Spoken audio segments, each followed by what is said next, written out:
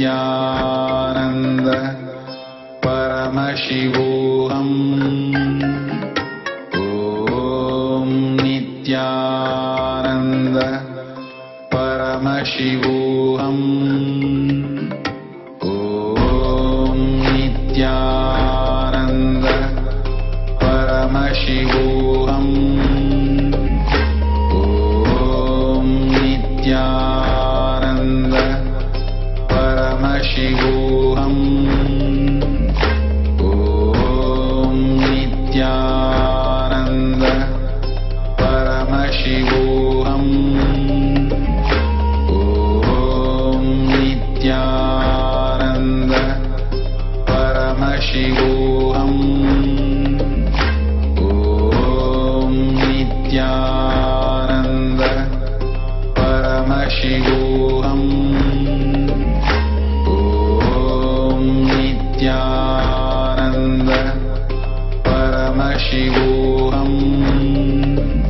Om Nithyananda Paramashivoham.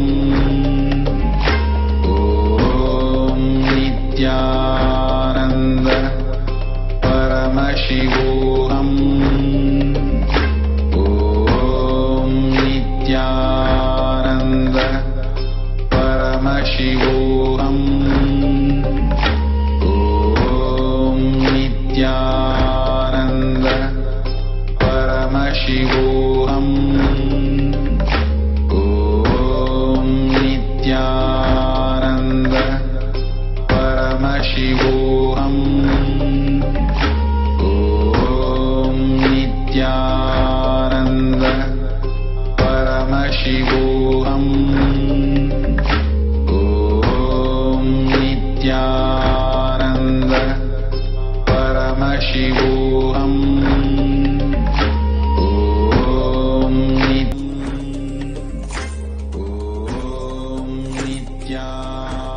Nithyananda Paramashivoham.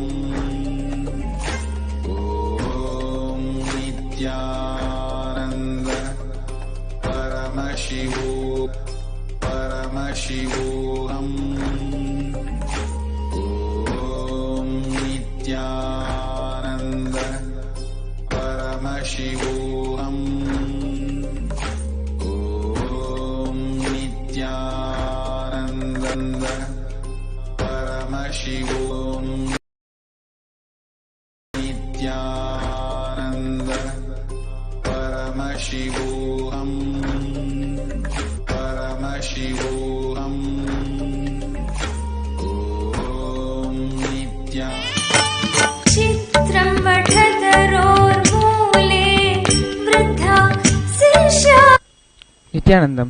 Before we begin the Pratyaksha Padaka Puja today, we request all the Padaka Puja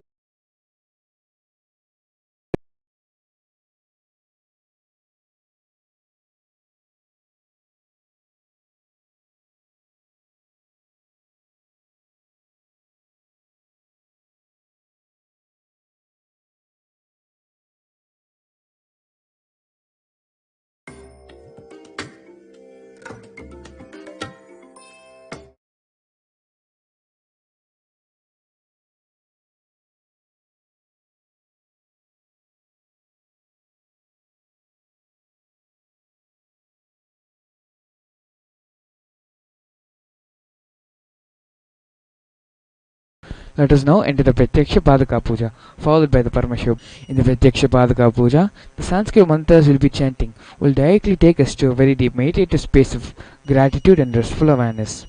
The first offering is the Sadguru Vandanam, the offering of gratitude to our Master. Please take a few flowers in your hands, close your eyes, and off the flowers to Namortim Dvandvaditam Gagana Sadrisham Tattvamasya Sakshi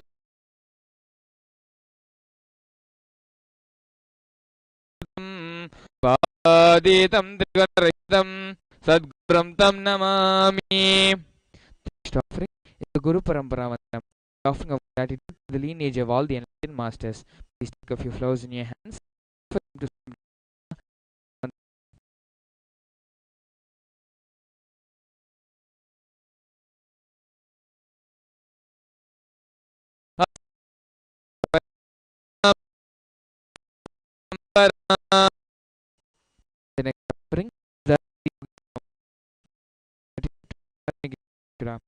take a off.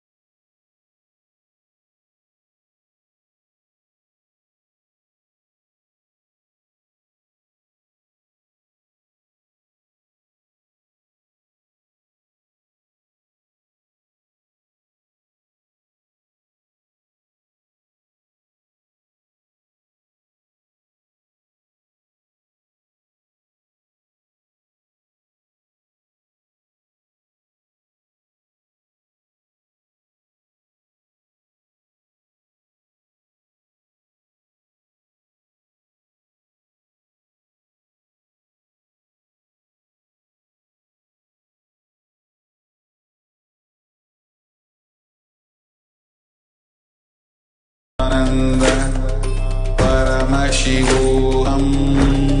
Om Nithyananda Paramashivoham. Om Nithyananda Paramashivoham. Om Nithyananda Paramashivoham. Om Nithyananda Paramashivoham. Om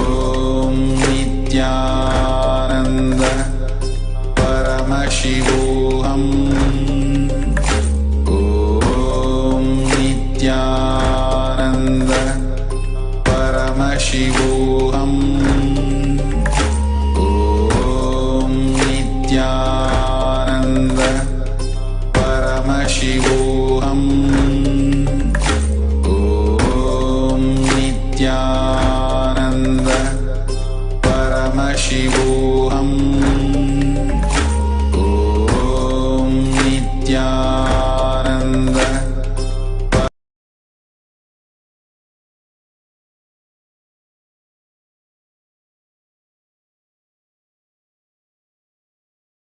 नित्यानन्दं परमसुखदं केवलं ज्ञानमूर्तिं द्वन्द्वातीतं गगनसदृशं तत्त्वमस्यादिलक्ष्यम् एकं नित्यं विमलम् अचलं सर्वदी साक्षिभूतं भावातीतं त्रिगुणरहितं सद्गुरुं तं Namami.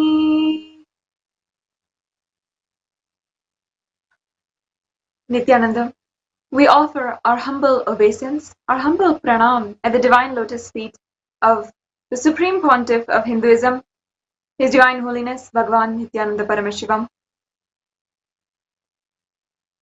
And we welcome all of the viewers across the world. Across the world, no matter what time zone we may be in, whether we are waking up or we are getting ready to go to bed, this is the time that we all come together in order to await the darshan of Paramashiva.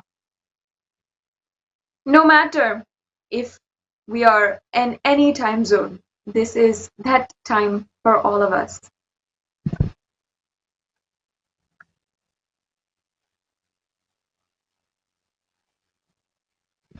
There is an alarm that goes on inside of us at this very time, every single day,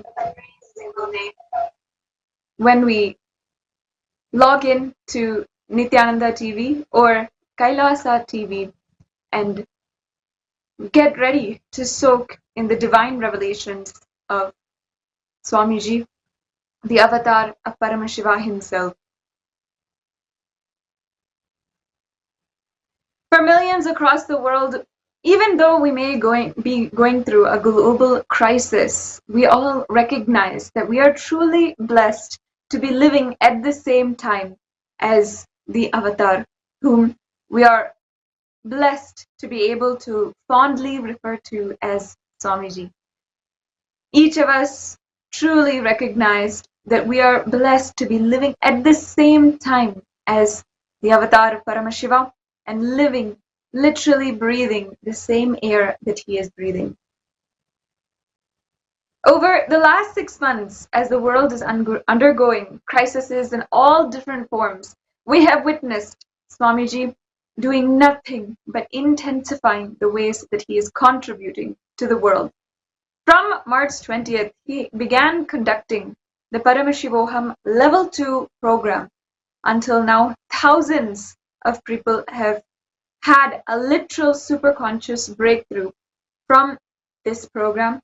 For those of you who may not know about Paramashivoham yet, let's watch a brief video right now to get to know about Paramashivoham. Till now, I manifested, revealed the signs of state of Paramashiva, space of Paramashiva, powers of Paramashiva.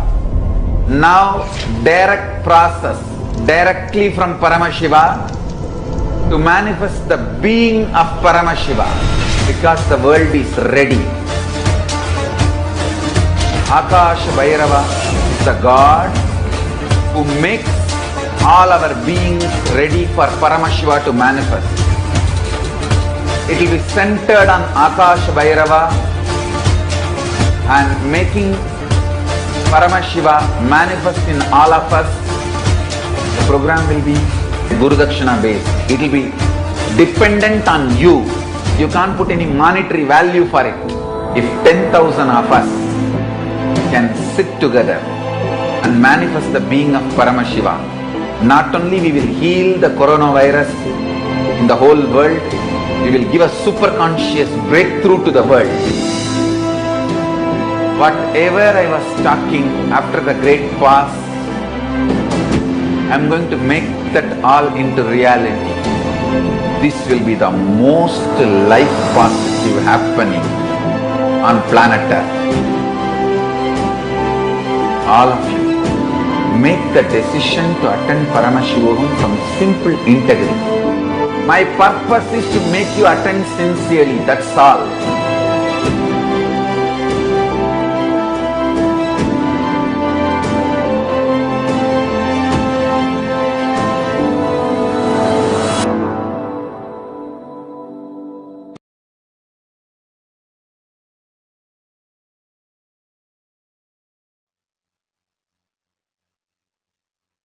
Yes. If you are interested, if you feel that this is the right time for you to attend this program, you can visit www.paramashivoham and paramashivoham.org, which can be projected in the link below in the banner, and register now for that program. And don't worry, if you do not have time right now, you can register for the future programs that is scheduled until August. Make time for yourself right now to have that super conscious breakthrough. Even during this time, when deaths due to the COVID-19 pandemic are still very high,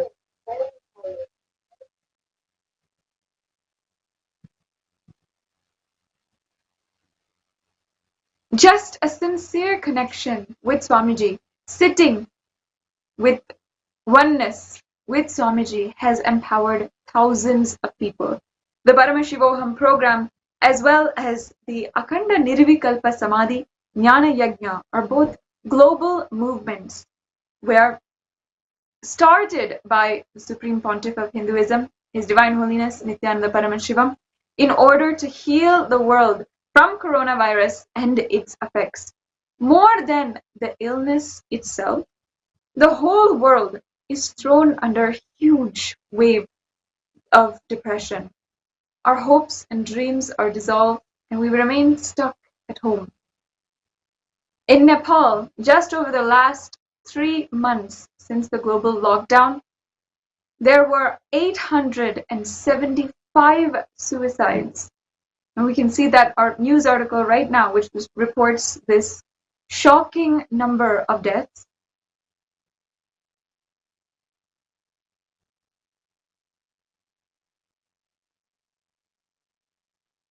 A report from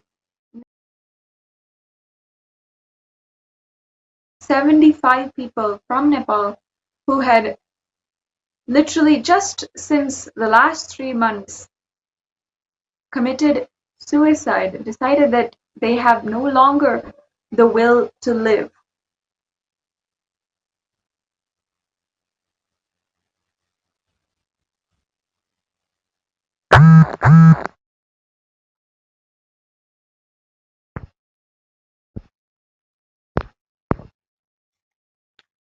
And last month, in May, the New York Times also began analyzing the toll of the pandemic on the mental health of the global community at large.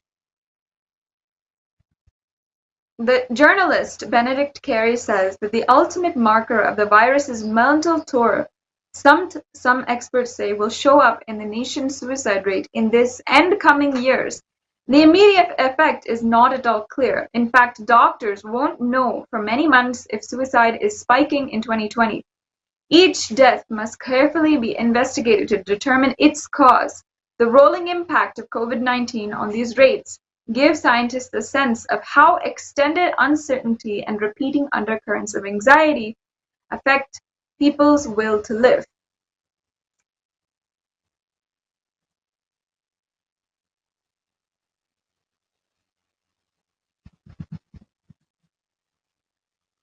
You're seeing that article right now of the deep concern that is brought up across many media channels about the mental health of our global community due to the COVID-19 pandemic.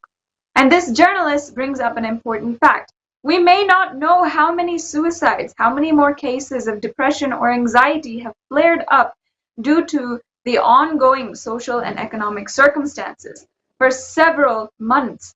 Because we may not know, it leaves us with only one solution.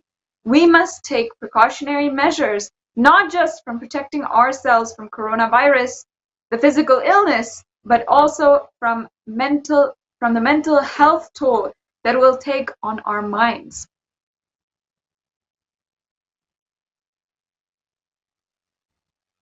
And we know that Swamiji is also continuously extending the services, continuously contributing in another way. On the auspicious day of Nithyananda Purnima, on the 5th of June 2020, Sri KAILASA celebrated Nithyananda Purnima. This year marks the 31st year of Swamiji's first enlightenment experience, where we remember and celebrate His Divine Holiness as the embodiment of Paramashiva and his ultimate compassion to descend on planet Earth for all of us. As in all Purnima days, Nithyananda Sangha serves the free food to public, and in what today has 600 locations all over the world. Started when Swamiji was nearly 24 years old with a vision for no hungry person in the world. Today, that vision has fulfilled and served 1 billion meals all over the world, and the Nithyananda Annalaya continues its ever-burning stove.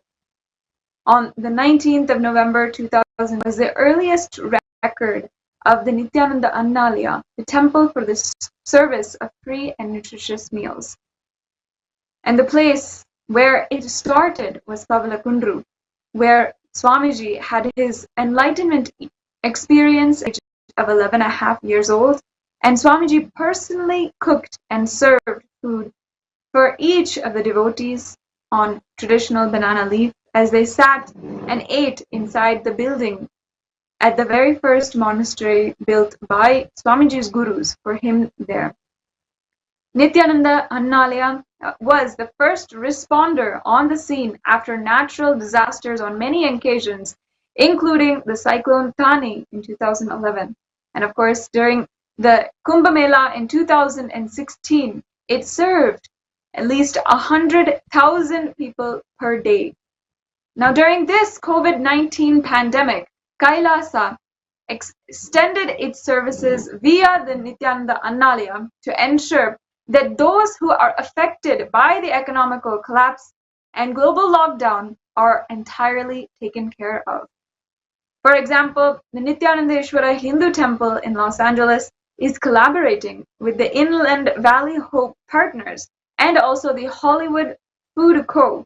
in LA to feed citizens in Los Angeles area affected by the tremendous social unrest due to the horrific murder of Black American citizen George Floyd in police custody in broad daylight. All of which, of course, is going on against the horrific backdrop of COVID-19 pandemic. At this time, the Nithyanandeshwara Hindu Temple in Los Angeles dedicatedly standing to continue to serve humanity with the guidance and blessings of Swamiji. We can see a couple of pictures from the Nithyanandeshwara Hindu Temple. Its service to the Inland Valley Partners and also the Hollywood Food Co. Even during this time when social distancing is a mandate from the government, still making ways in order to serve food is the guidance and what the Nithyanandeshwara Hindu Temple of Los Angeles as well as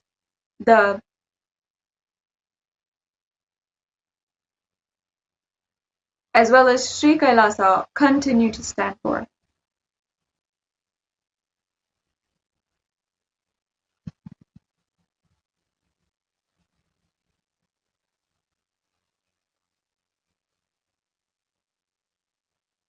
These are some of the pictures of the people from the Hollywood Food Co. receiving the food from the Nithyanandeshwara Hindu Temple in Los Angeles from the Annadhatas after offering it at Swamiji's feet?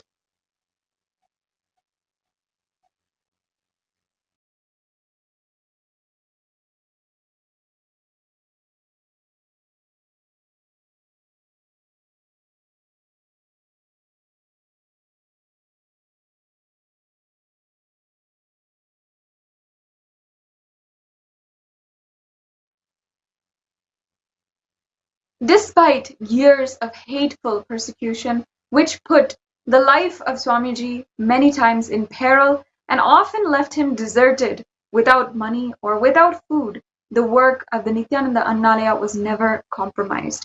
Whether it was the anti-Hindu forces who attempted to isolate and assassinate Swamiji in police custody in 2010, or when corrupt institutions froze the organization's bank accounts in 2012, Swamiji himself might have want without food, but he still ensured that the kitchens of Nithyananda Annalaya all over the world continue to serve humanity as they do until now, even today.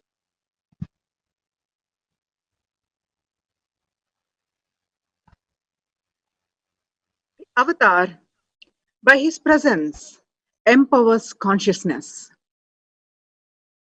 The will of millions in his space, just through quantum entanglement and just through Shaktipada, collective healing, and shifting the gears to the superconsciousness breakthrough of mankind, bringing quantum enlightenment through quantum entanglement.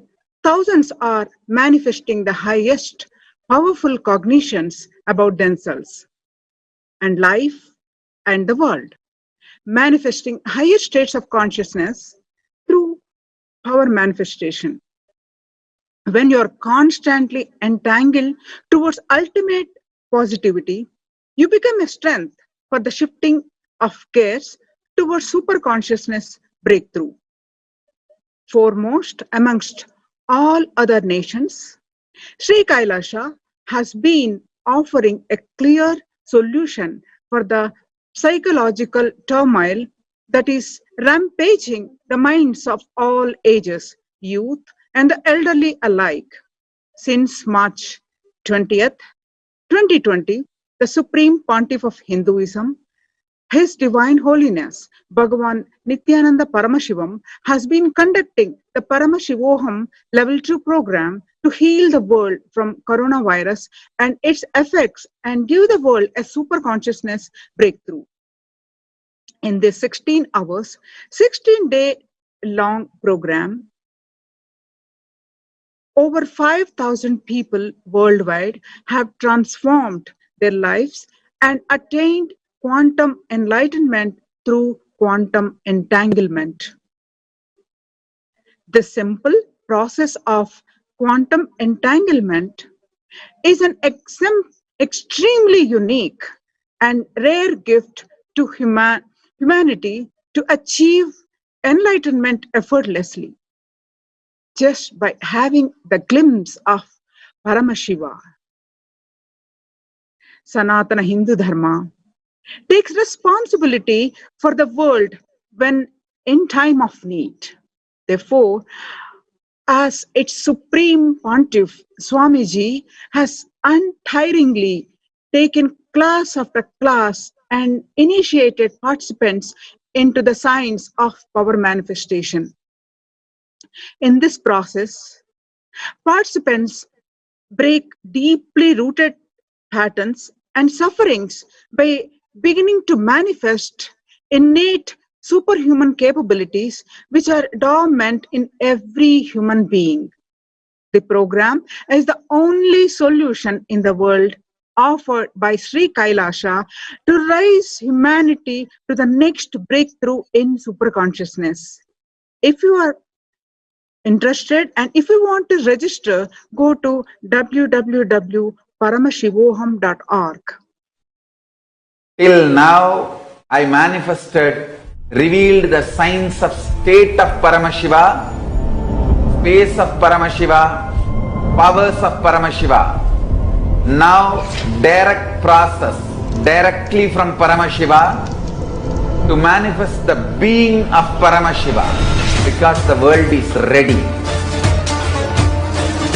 Akash Bhairava is the God who makes all our beings ready for Paramashiva to manifest.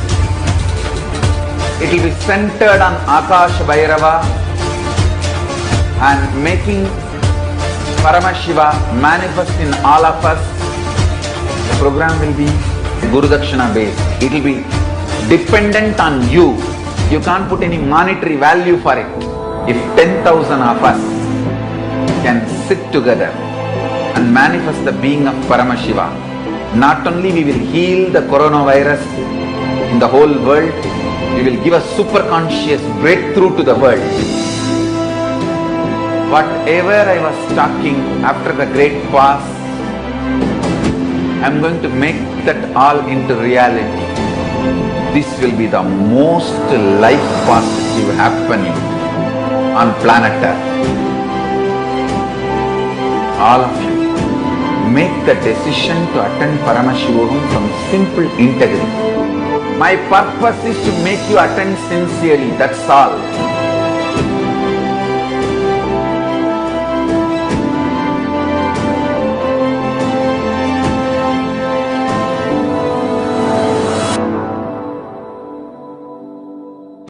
Till now, I manifested, revealed the signs of state of Paramashiva, space of Paramashiva, powers of Paramashiva.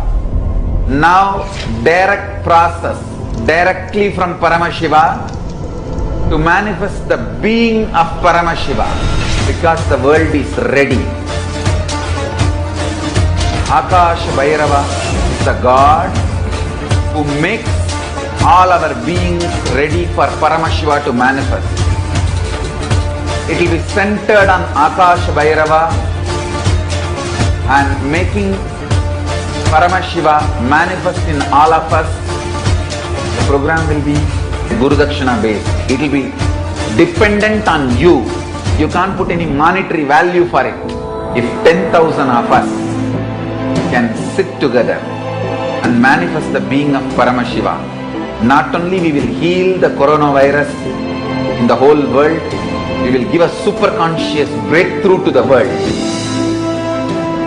Whatever I was talking after the great past, I am going to make that all into reality.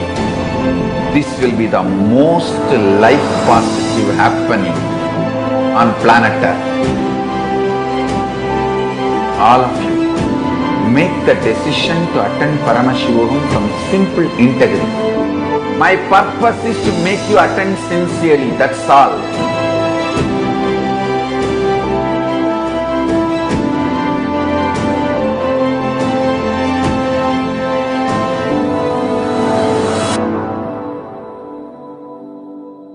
Till now, I manifested, revealed the signs of state of Paramashiva, space of Paramashiva, powers of Paramashiva.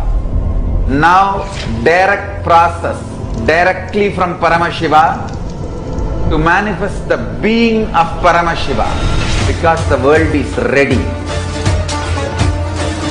Akash Bhairava is the God who makes all our beings ready for Paramashiva to manifest. It will be centered on Akash Bhairava and making Paramashiva manifest in all of us. The program will be Guru Dakshina based. It will be dependent on you. You can't put any monetary value for it. If 10,000 of us can sit together and manifest the being of Paramashiva, not only we will heal the coronavirus in the whole world, we will give a super conscious breakthrough to the world. Whatever I was talking after the great past, I am going to make that all into reality. This will be the most life positive happening on planet Earth. All of you, make the decision to attend Paramashivoham from simple integrity. My purpose is to make you attend sincerely, that's all.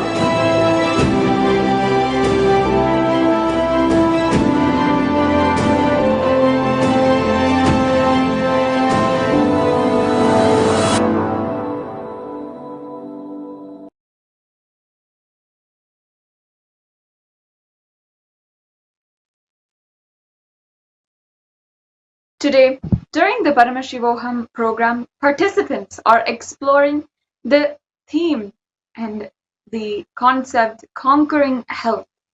Health is one of the core topics which Swamiji has redefined for all of us.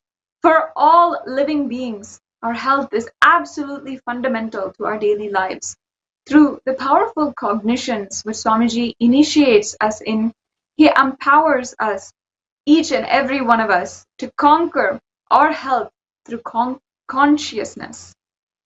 Swamiji has been offering solutions for people's health, including through initiations into the Nithya spiritual healing since the year. In fact, on September 21st, 2009, the Lieutenant Governor of the state of Oklahoma, USA, recognized His Divine Holiness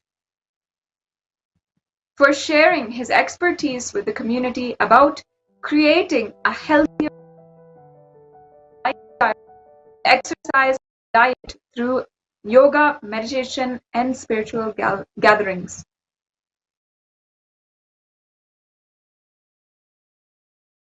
Of Swamiji, which all of us benefit every single day. We can now see footage of Swamiji when he first began initiating into healing and healing others in 2002. This is one of the earliest photographs and recordings of Swamiji conducting a session on healing in 2002 in Tamil, in Salem.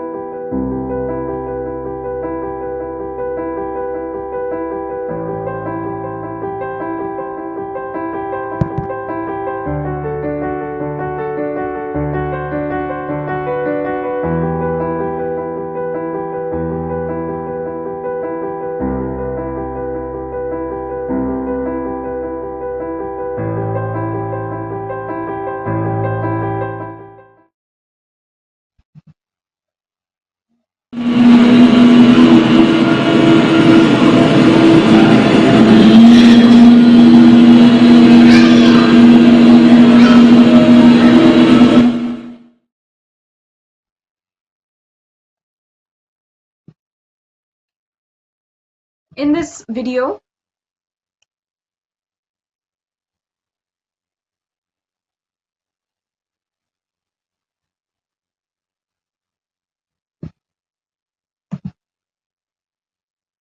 we can see the first ever initiation into healing and healing others, which Swamiji is conducting.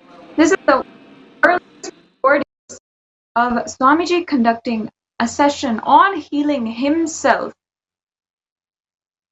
The participants are doing a very intense process called Maha Mantra, and Swamiji is giving an example and conducting the session of how the participants should be met.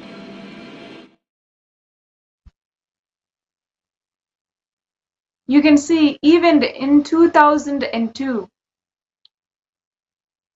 there were at least 1,000 participants gathered during this session that Swamiji conducted in Salem.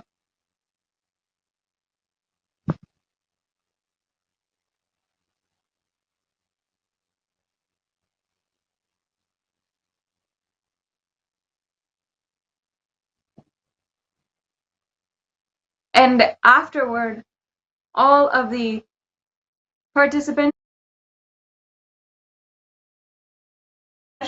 from Swamiji and having healing from Swamiji himself. All the participants had lined up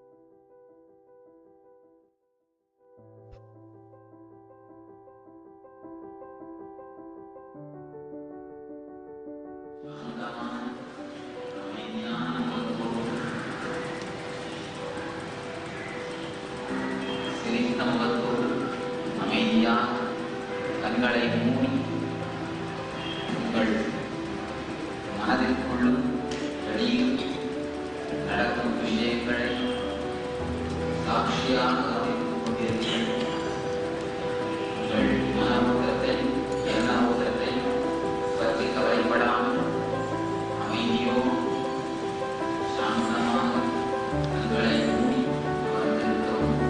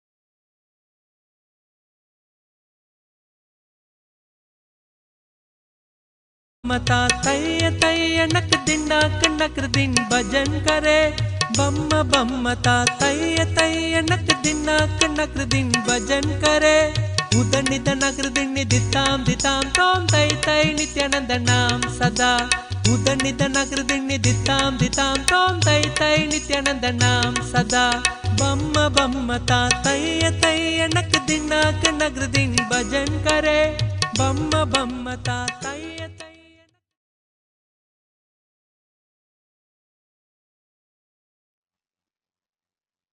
From this recorded glimpses of Swamiji initiating and healing thousands, even in the year 2002, today we have seen so many miracles. Even the other day, we had literally witnessed from Nithya Bhaktikananda Swami how Swamiji revived the life of a 4-year-old boy just a few weeks ago when he was declared dead after a poisonous snake bite.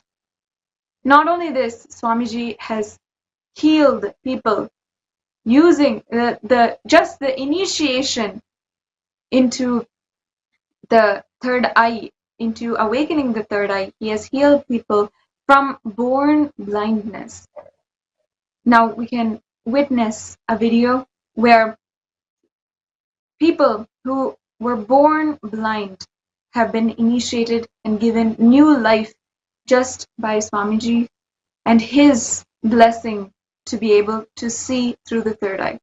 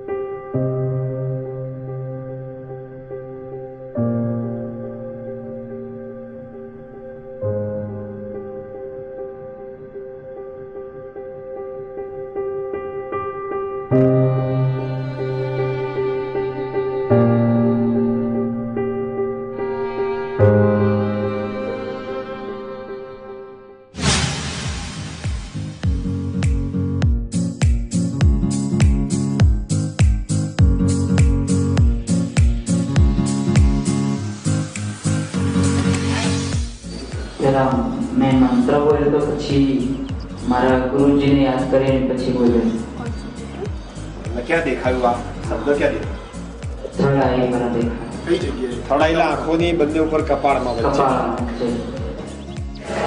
અને આયા આ દીકરી આંખમાંથી એ કપાળ તો દેખાઈ જાય Nithyanandam, I am Nithyananda. I am part of the thousands of people whom Swamiji has initiated to be able to manifest extraordinary powers.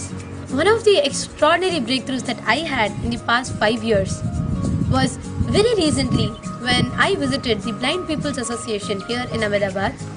It was for the first time I saw the blind children, the visually impaired children. With his one blessing, Swamiji just told that through me, he blessed me to be able to be one of his Divya Shariras, to be able to carry and radiate him through my body. And he told me that I will be able to initiate all of those children for them to see.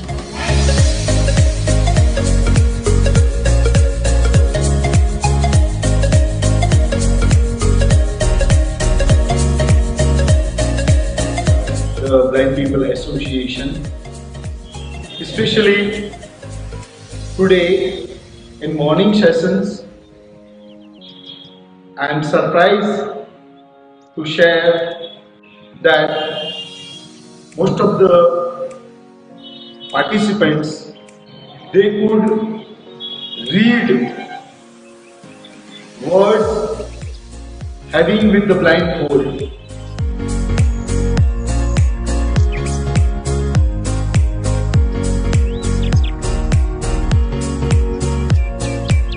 P-O-W K.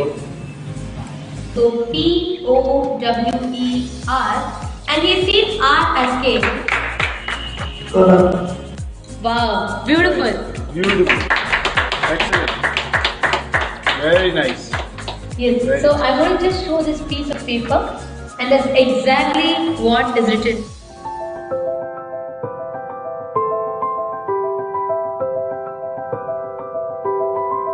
Third eye as a capacity to make anything you want as a reality. Taste the first breakthrough, conscious breakthrough guaranteed. It is all about opening your third eye, giving you first conscious breakthrough. Any human being can go through these initiations and have this superconscious breakthrough, manifest these possibilities and powers.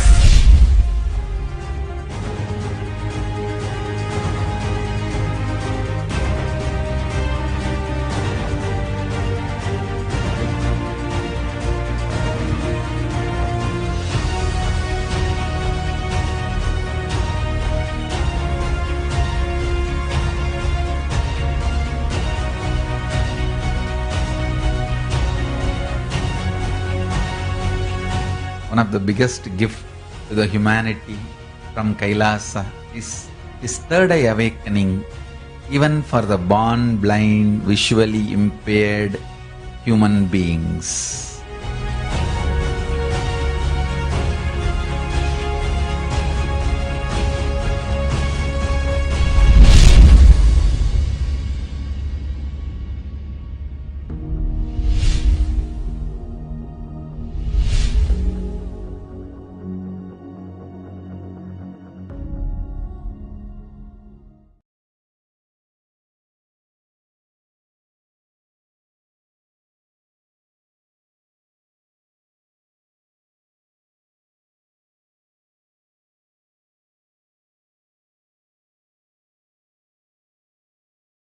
Till now, I manifested, revealed the signs of state of Paramashiva, space of Paramashiva, powers of Paramashiva. Now, direct process, directly from Paramashiva to manifest the being of Paramashiva, because the world is ready. Akash Bhairava is the God who makes all our beings ready for Paramashiva to manifest. It will be centered on Akash Bhairava and making Paramashiva manifest in all of us. The program will be Guru Dakshina based. It will be dependent on you. You can't put any monetary value for it. If 10,000 of us can sit together and manifest the being of Paramashiva, not only we will heal the coronavirus in the whole world, we will give a super conscious breakthrough to the world. Whatever I was talking after the great past, I am going to make that all into reality. This will be the most life positive happening on planet Earth. All of you, make the decision to attend Paramashivoham from simple integrity. My purpose is to make you attend sincerely, that's all.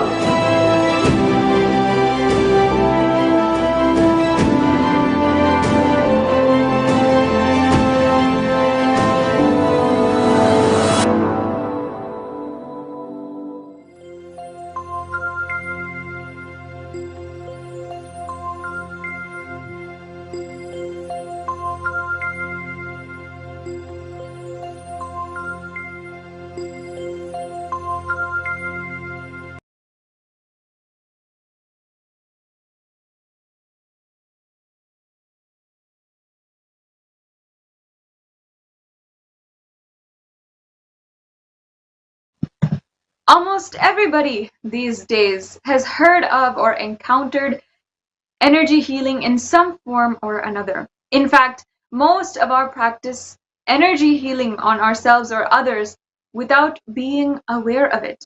When we gently rub a bruised elbow, or when we place our palms on our tired eyes, or you are doing any other gesture like this, you are actually practicing energy healing.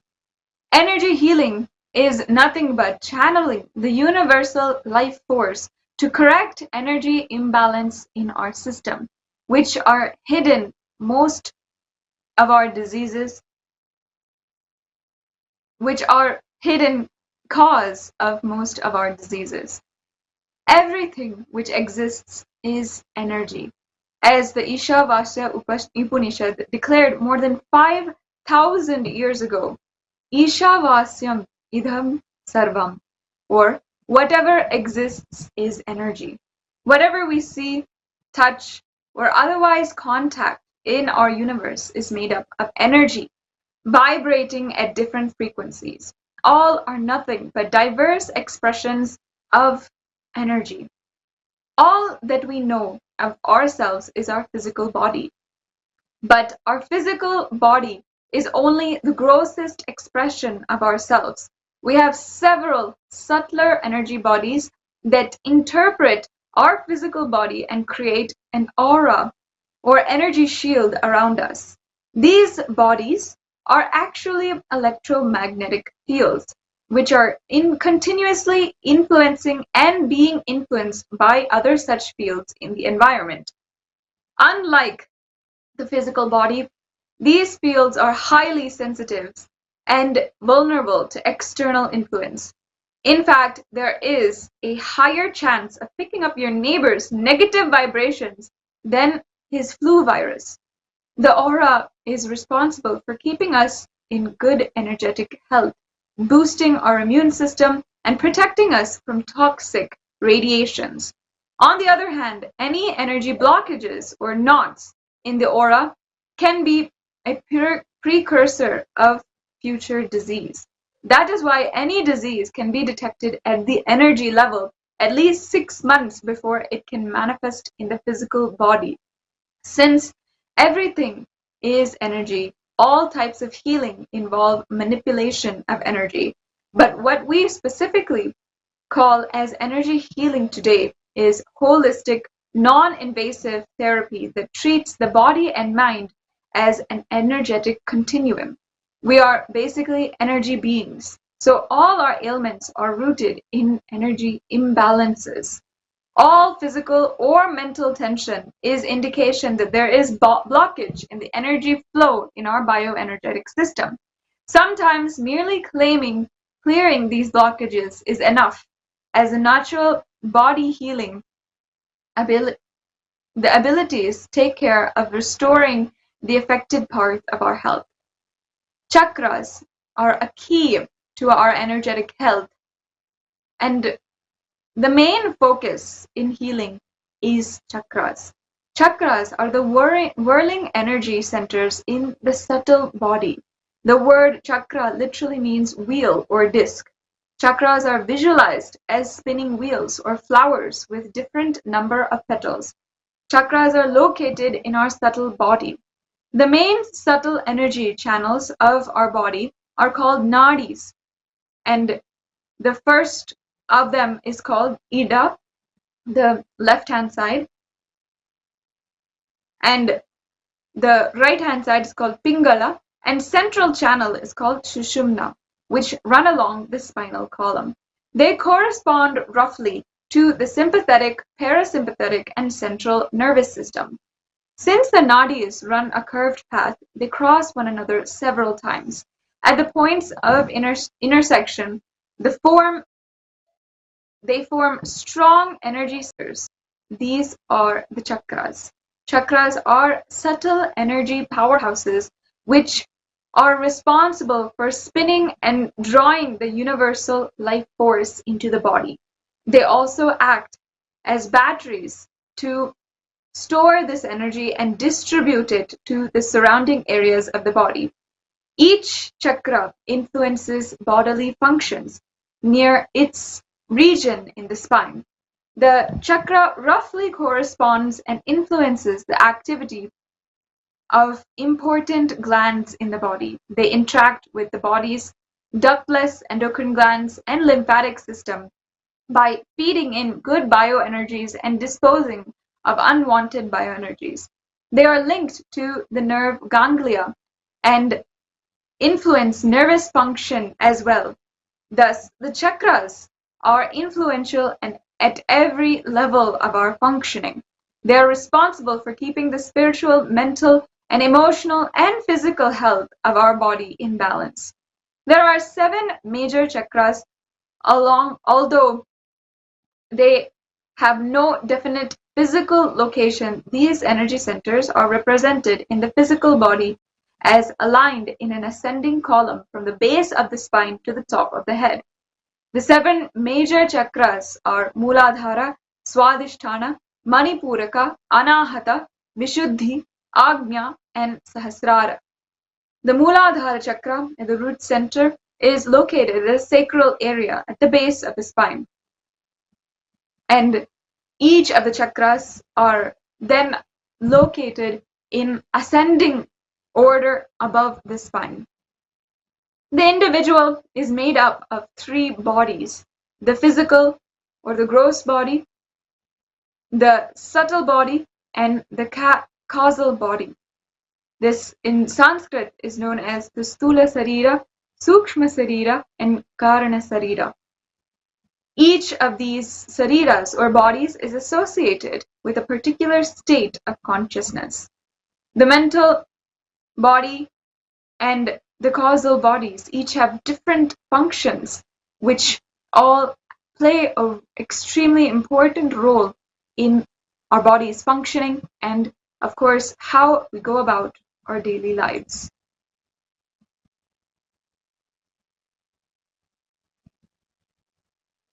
So, the 7 chakras which are present at the intersection of the physical, subtle, and causal bodies. Some recent research in the aura photography has been able to even photograph these energy centers, chakras, and emotions in our being have a deep relationship. All emotions, both good and bad, are nothing but the effect of engraved memories or samskaras which we have accumulated in the past. When you are carrying too many negative samskaras, naturally the energy flow in the body will not be smooth. In particular, samskaras block the energy hubs of the chakras, causing physical and mental disturbances. Most of our diseases are psychosomatic. They have their roots in the mind. What we see is just the effect. And so we never really understand the mind-body connection. When a particular chakra gets blocked, the part of the body near that chakra is affected.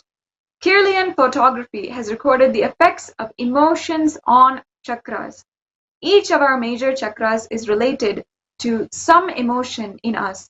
All our emotions are just different facets of our 7 primary emotions.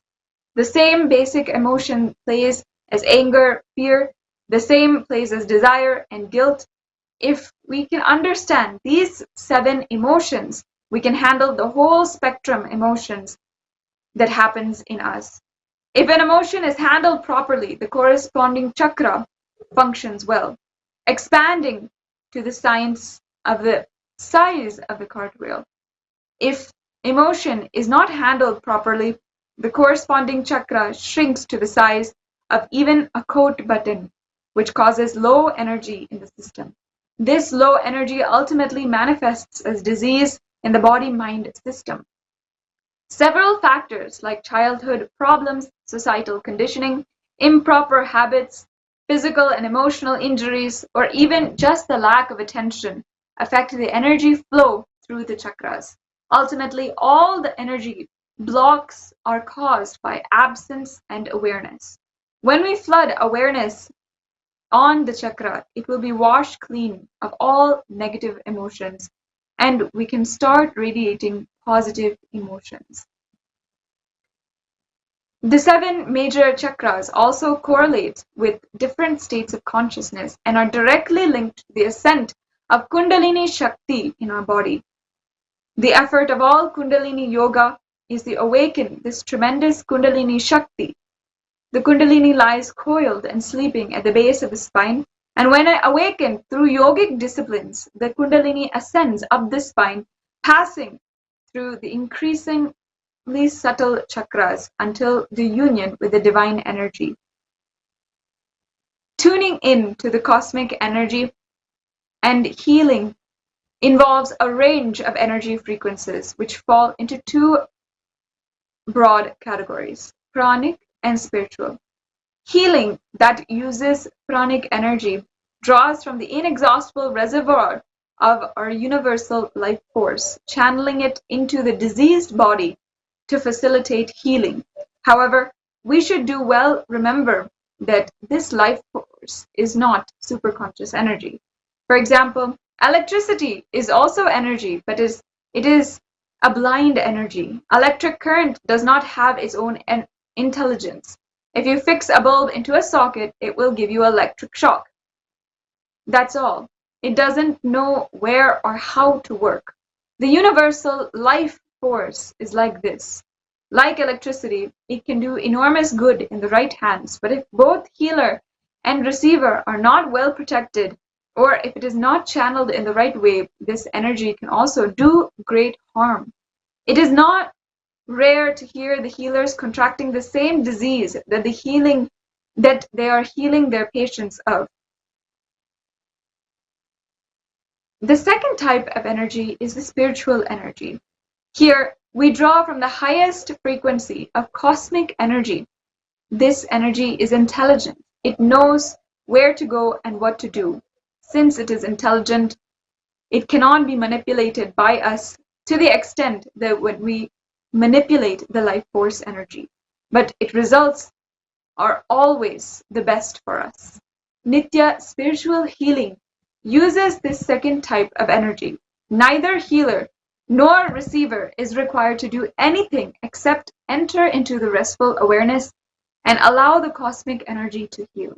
However, while it is possible to sensitize oneself to grosser vibrations like life energy through practice, the subtle spiritual energy at the same frequency can be channeled only by an advanced being who resonates at the same frequency. That is why initiation by the avatar is essential in spiritual energy healing. Opening the Ananda Gandha chakra, we have all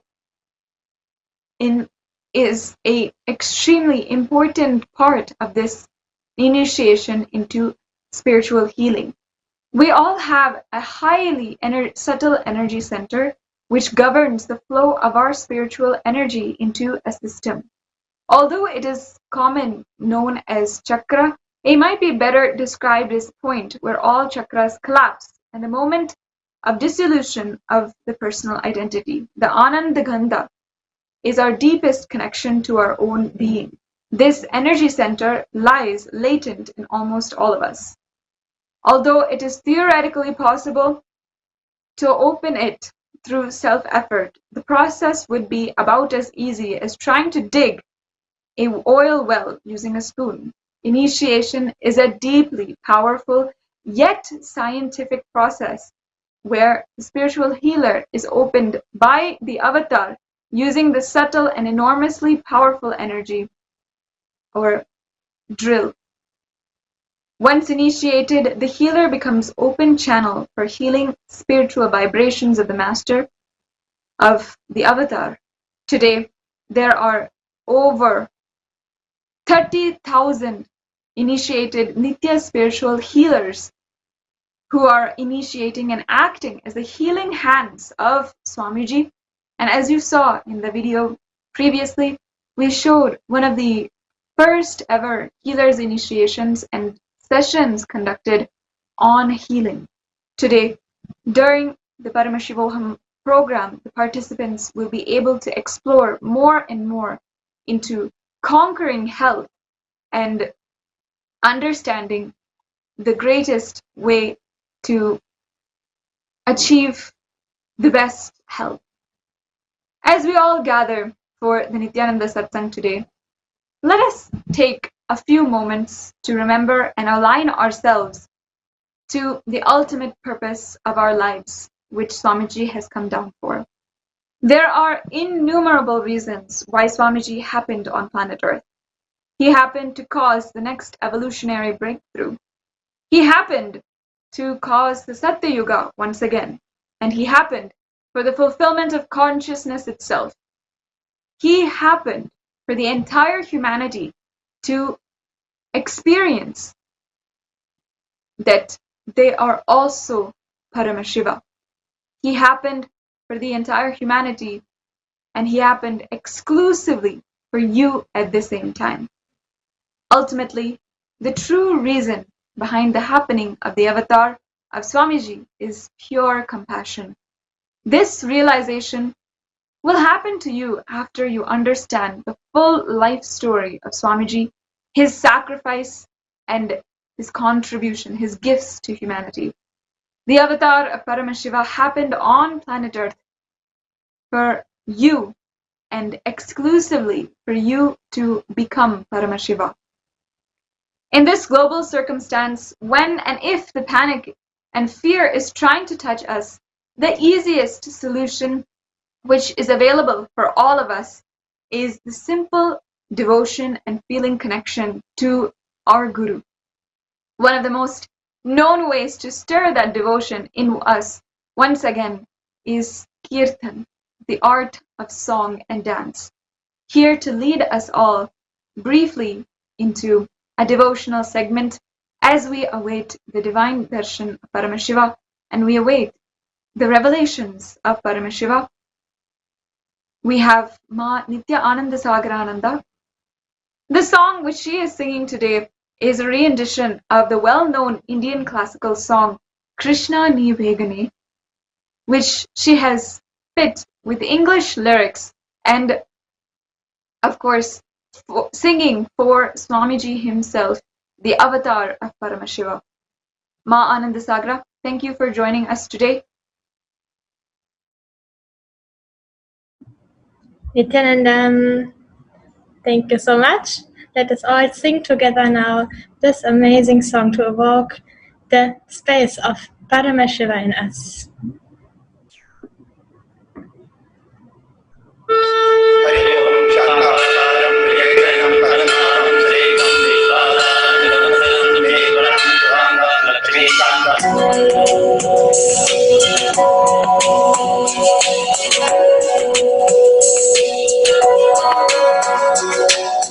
Swami Begane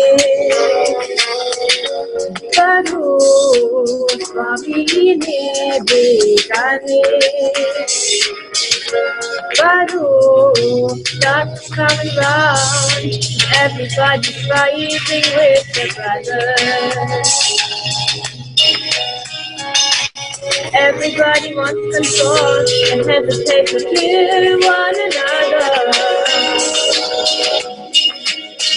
Come make a promise, come make and say the word. You need a teacher, you are the only one. Come make a Krishna, give us for what we've done. Come make a Shiva, come make a anyone. Swami Begane Baru, Swami Begane Baru. Hate is the reason the world is breaking up into pieces. Color of the people, keep the stuff in hate, please believe us. Come down and help us, for the little ones, stay the teacher. You are the only one we can rely on to build a better world, but that's for children, but that's for everyone. Swami Begane Baru, Swami Begane Baru.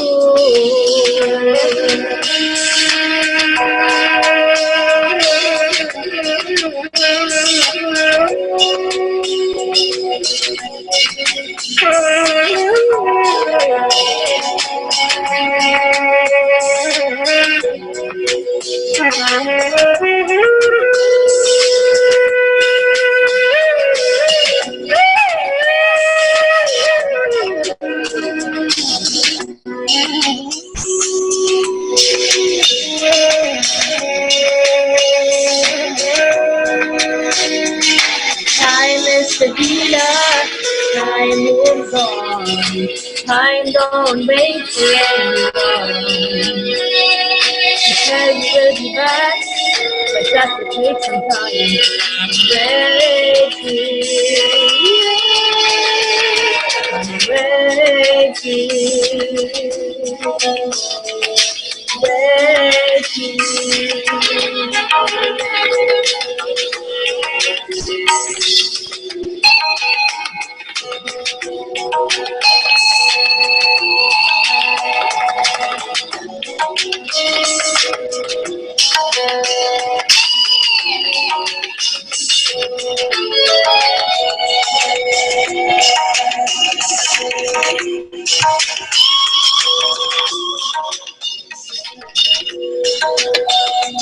I'm waiting, yeah. The comeback is from us. Come back and save the world. You need a teacher. You are the only one. Come back and Krishna. If I for what he's done, come back and Shiva. Come back and anyone. Swami Durgani.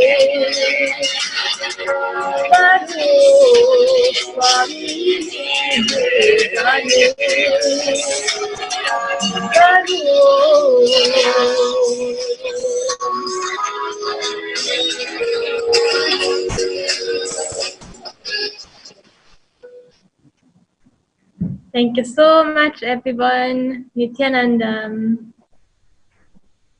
Thank you, Ma Anandasagara, for this wonderful, beautiful song.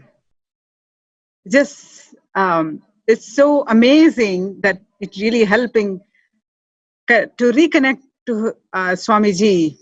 Beautiful, Ma. Thank you so much. Certainly, Kirtans are the best way to express the highest emotions in all of us, such as gratitude and bliss. Today, we are going to be introduced to a very exciting topic, Swamiji's biological family. The people who saw Swamiji when he was just born. The people who raised him. And the people who understood from that time itself that he was none other than Paramashiva himself has come down. As we learned just a few days back, it was Swamiji's maternal grandfather who had prayed that Arunachala should come down as his grandson, and Meenakshi and Swamiji's paternal grandmother who prayed Meenakshi Parashakti should come down as their grandchild. Lo and behold, an incarnation who is the Parashakti of blessed them both came down into their family. Not just through their prayers, but also through who they are as people. Their values and community, everything played an integral role in the making of the avatar. Swamiji's biological family in Tiruvannamalai was well respected for their hard work and their sheer dedication to the people. They were a large family living together. One of the fundamental characteristics of the traditional Hindu families is the joint family system.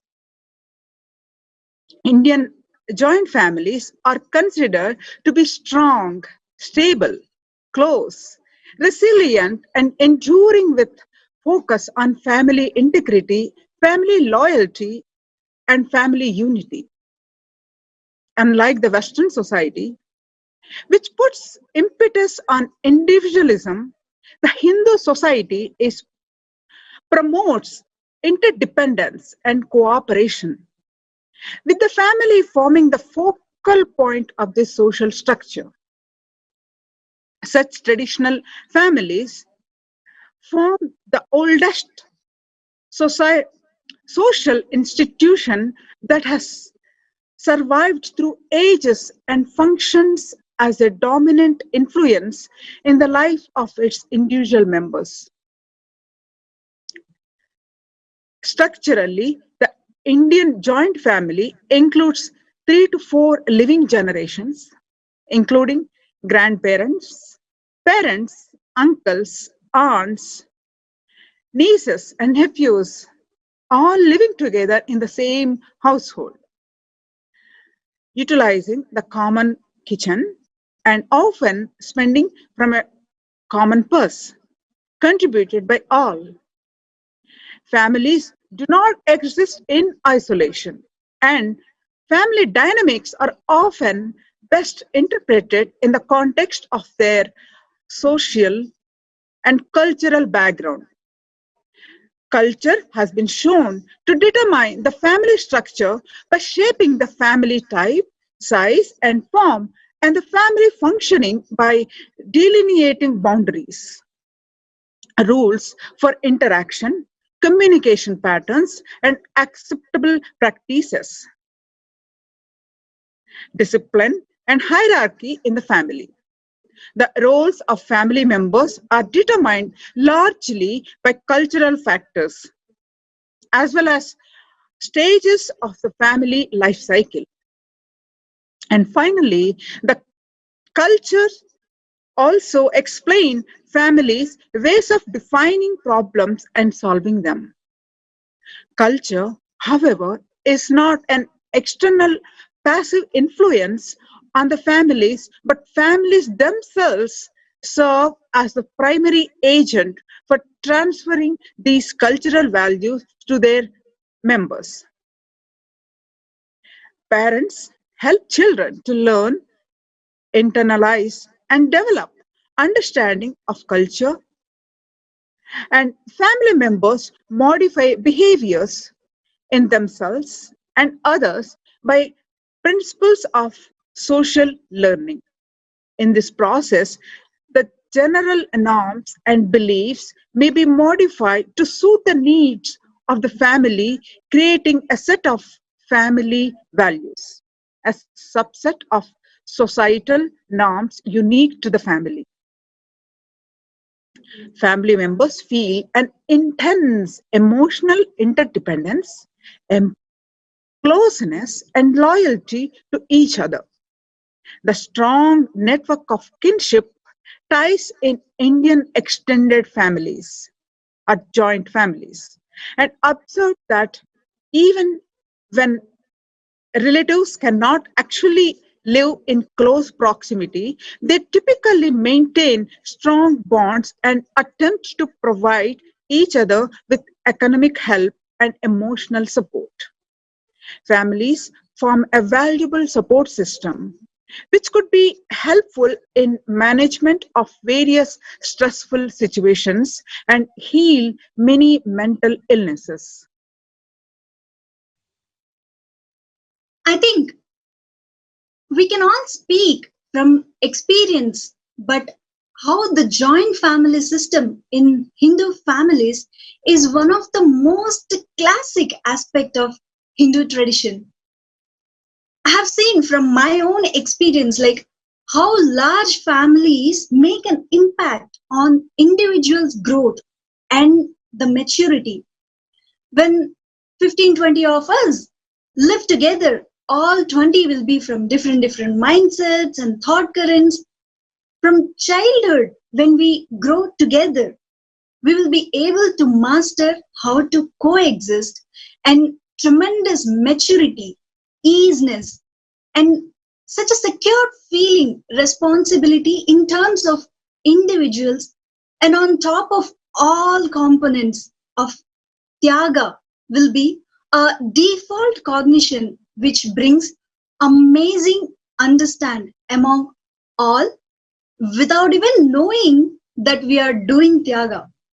So especially if we see in Hindu-Indian combined families, grandparents really plays a real great job. All their experiences of life they share with younger ones in an easy, relatable way. As a bedtime stories, they insert all these powerful cognitions from the childhood and discipline how to live and how to deal life. It's a very extraordinary role our grandparents play. So actually, Mahatma Swami, all my childhood, for all holidays, I used to visit my maternal grandparents' village, where I experienced what we are talking about, where all my uncles and aunts and their kids, a total of about 5 families, 30 relatives actually, including 7 cousins under one roof. It was such a joyous experience for me as we got to know each other, and the amount of time we spent together playing traditional games, swimming together, eating together, and whatnot. But what I witnessed and experienced for all my childhood in the joint family is not there now. This generation, they all become independent nuclear families.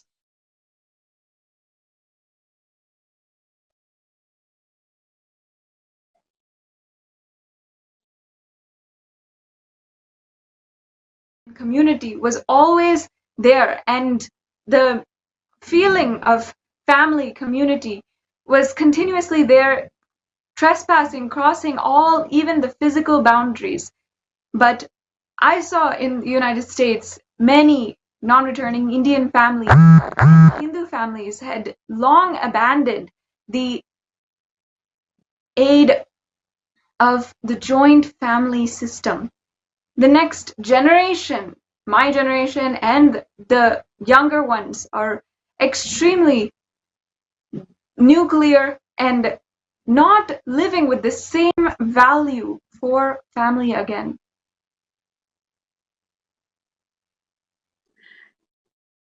As Hindus, we are responsible for reviving the system, as it is so integral to keeping Hindu traditions in their most authentic form.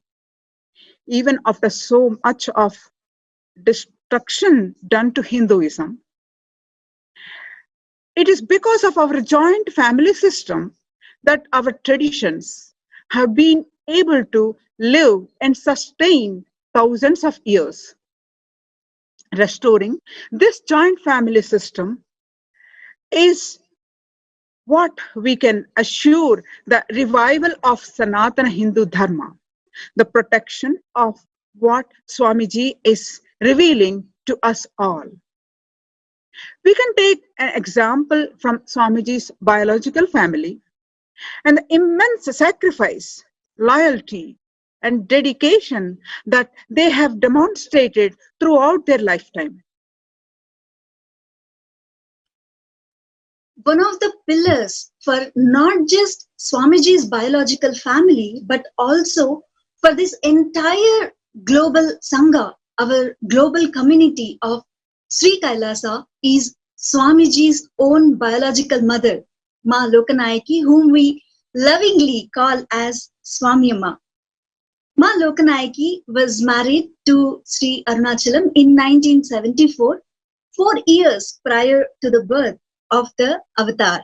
Now, we can see the photos from the marriage.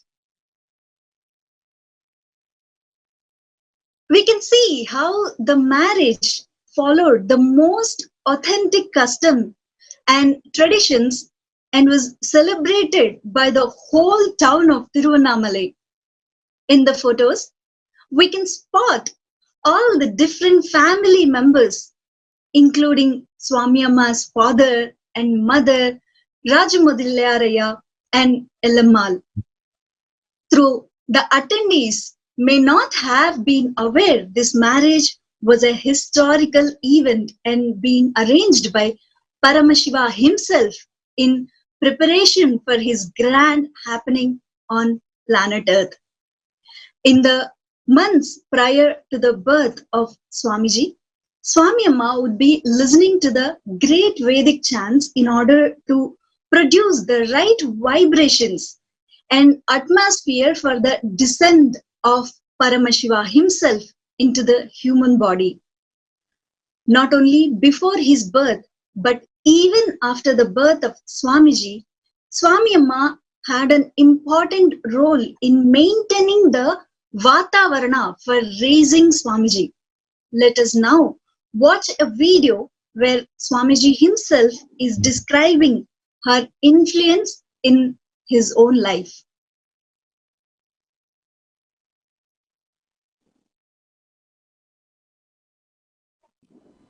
By throwing tantrum, establish your identity by contribution, by enriching.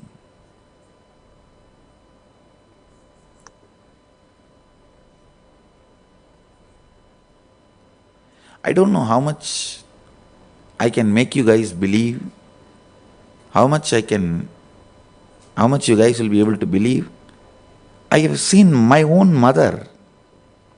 She is still alive.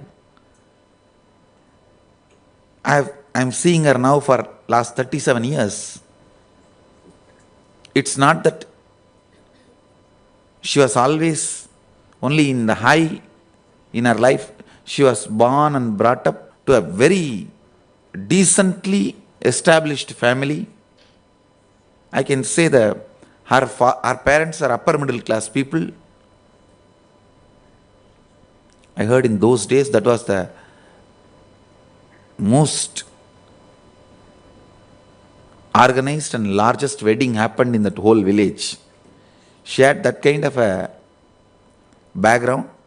But my father was not that rich, and he could not maintain even the wealth given to him by my grandparents.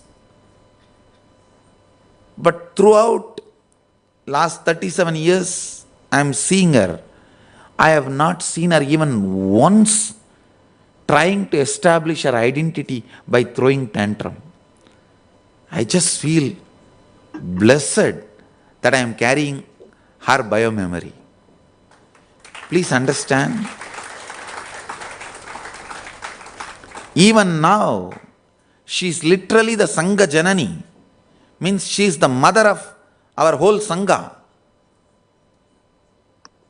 She is the Sangha Mata. Literally. But I have never seen her establishing her identity, establishing her existence by throwing tantrum. Even now, whatever way she established herself, it is always through contribution. She is the embodiment of this one concept. Establish yourself only by contribution. If not, just lie down. When she is not able to do that, she will just lie down. But never take up the other route of establishing the identity by throwing tantrum or any power game or authority. I don't know how I will be able to convince all of you. If you lived in the ashram or if you have lived around her, you will know this one idea. She is embodiment of that one idea. I have seen her even from my childhood.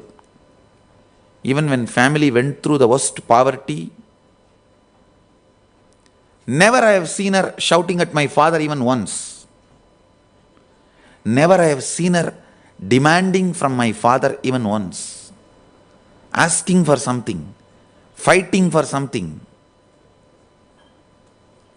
Even when my father was not in the right mental state of doing some business successfully, even when he was frustrated, she took it up and started running a small grocery shop. I have seen her. She will cook in the morning, run and open the grocery shop. She will manage the grocery shop. In the night, she will lock the shop and come back and again cook. Of course, it's a large giant family. We had grandmother, so many other people also supporting her in cooking the jobs of the house. But throughout, she established her identity only by contributing. I have not seen her once fighting with anybody. even though she gets bullied many times,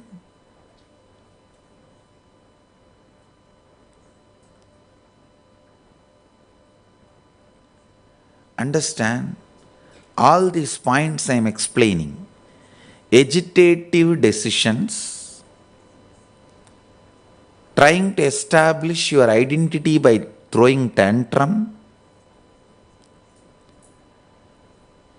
imaginary background music and edited replay of flashbacks, all these things are directly connected with each other.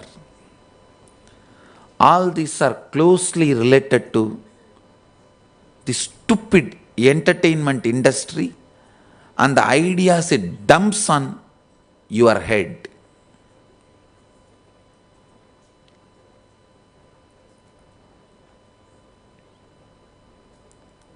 The way she stood only contributing. I have never seen her throwing tantrum or trying to establish her existence or survival by throwing tantrum. Even now, literally she owns the whole Sangha. But I have never seen her doing anything other than contributing.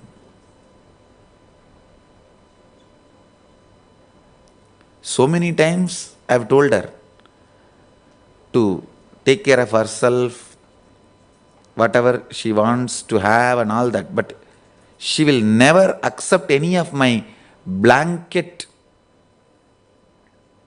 offerings. Just like every ashramite, whenever I need, I'll come for approval and get it. Stop with that.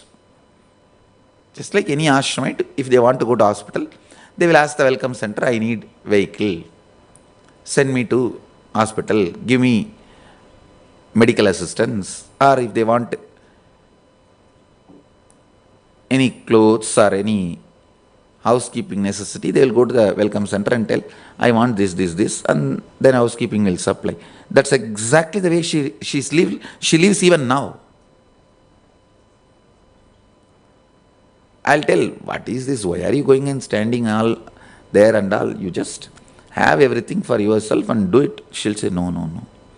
Whatever is for everyone, let me do like that. Let me live.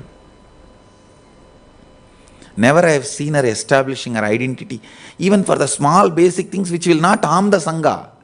See, if she establishes her identity, I am the mother of Swamiji, for her soap and paste brush, it is not going to affect the Sangha. Or it's not going to affect the flow of the life for our medical care or anything. She won't assert even in those small basic needs. She will not put her foot down or she will not throw tantrum. If you live around her, you will understand whatever I am saying is true. I tell you, wherever you are, establish your identity only by contribution. You will be such a light. When I say light, L-I-T-E and L-I-G-H-T.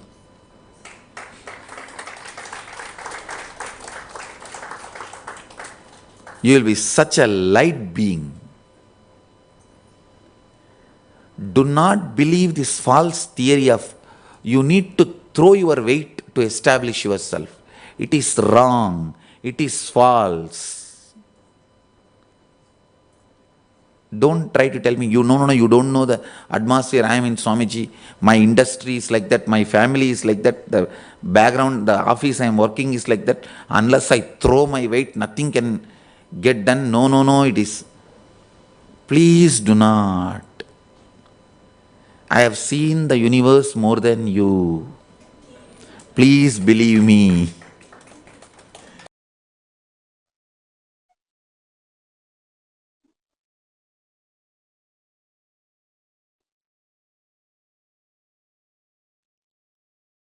So, another extremely important figure in Swamiji's biological family is Rajamudaliyar. Swamiji's maternal grandfather.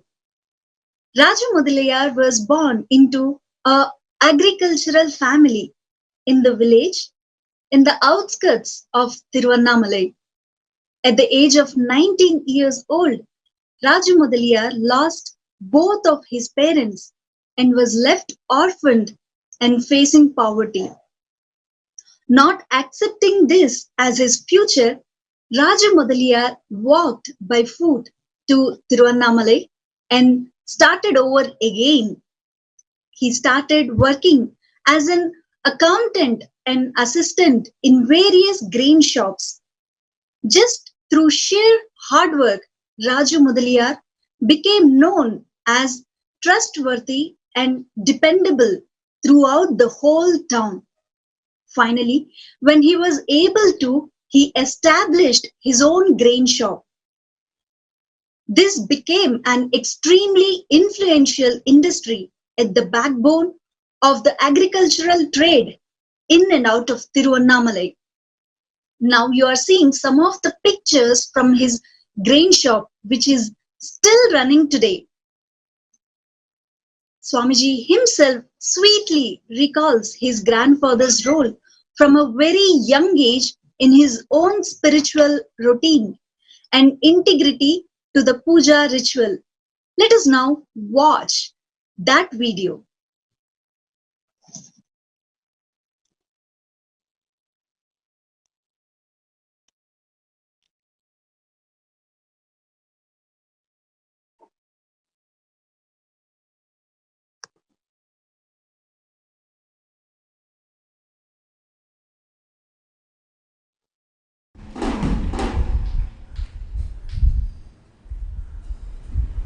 Still we have some of the manuals, fortunately. Much of them are Sanskrit and Tamil mix, means in Sanskrit script also I'll write the mantra, and then Tamil script also. I'll write the mantra and write the meaning in Tamil, procedures in Tamil. We do have some manuals with the Sanskrit script. Can you get that? Devanagari script.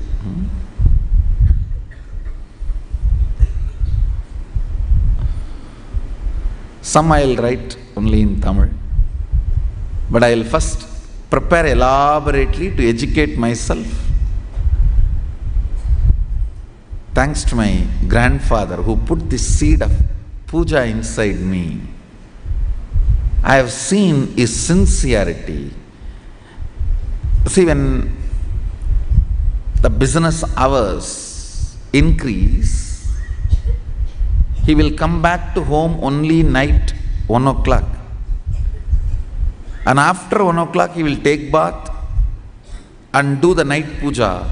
Night puja will be only 10-15 minutes. Then he will sing for some half an hour, all the stotras. He will go to bed by 2 o'clock. Next day again he will be awake 4 o'clock, take bath and do his pranayama. I have not seen him doing yoga, but I have seen him doing pranayama. He will do pranayama and start his puja. He is not a great pandit, but whatever few mantras he knows and stotras, with that he will do a very relaxed, spending lot of time, not hurry-burry, washing and cleaning those deities, clothing them and jewelling them and applying sandalwood paste and offering flowers or bay leaf and then the Naivedyam. Elaborately, very relaxed way, at least 1 hour he will spend. I have seen this from the time I remember me. From the time I remember me,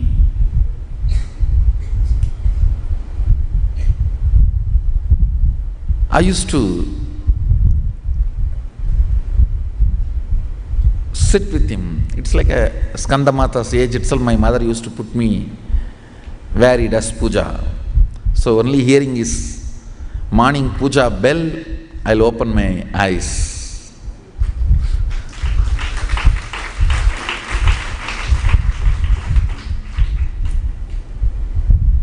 most of the days his puja milk is the prasadam, first food I'll consume.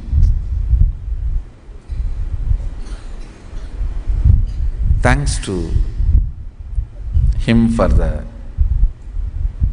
sincerity about puja which he put inside me.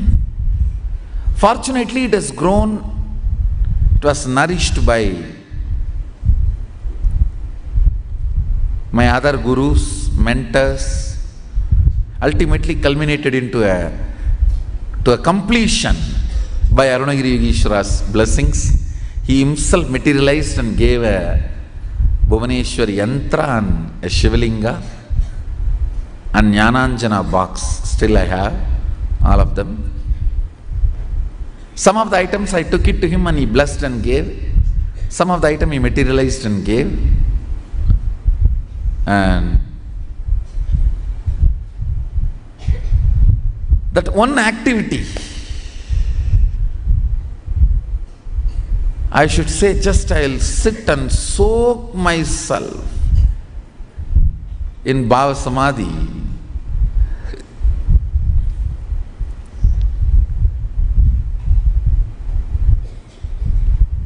The number of hours I spent in yoga, number of hours I spent in talking to all of you, number of hours I spent in my public life, number of hours I spent in meditation, all put together cannot cross the number of hours I spent in puja.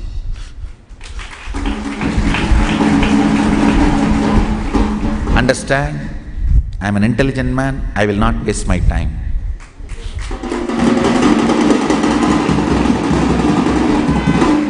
I think this statement should make sense to all of you. Why puja? If an intelligent person like Swamiji, who doesn't waste time, has spent so much time on puja, then there is something there need to be explored. Then there is something there need to be explored.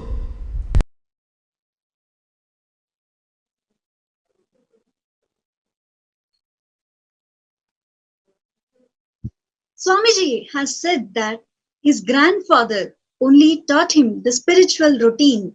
He says that he has seen his grandfather come back from his rice shop even at 1 a.m. In those days, there was no electricity either.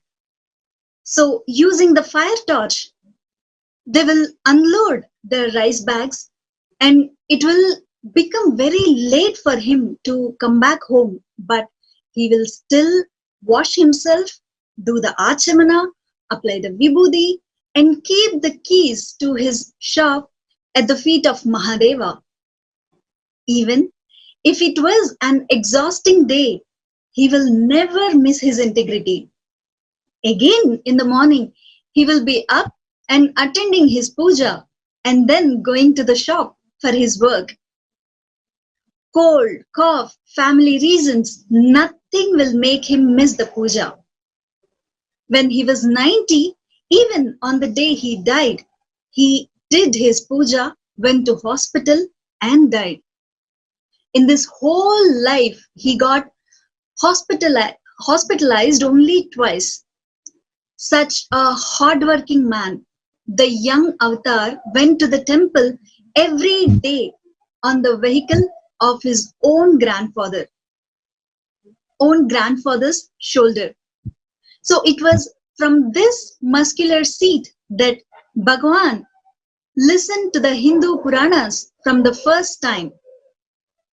Raju Mudaliyar would narrate stories of Prahalada, Markandeya, Nachiketa, and Dhruv, child heroes from the history of Hinduism. Mudaliyar adored his grandson and knew that he was not any normal. He did not take him to the temple to teach him the cultural. He did not take him to the temple to teach him the cultural and stories from his heritage. He took him to the temple because he knew that was where God belonged. From the seat of his grandfather's shoulders, Bhagwan remembers these trips fondly.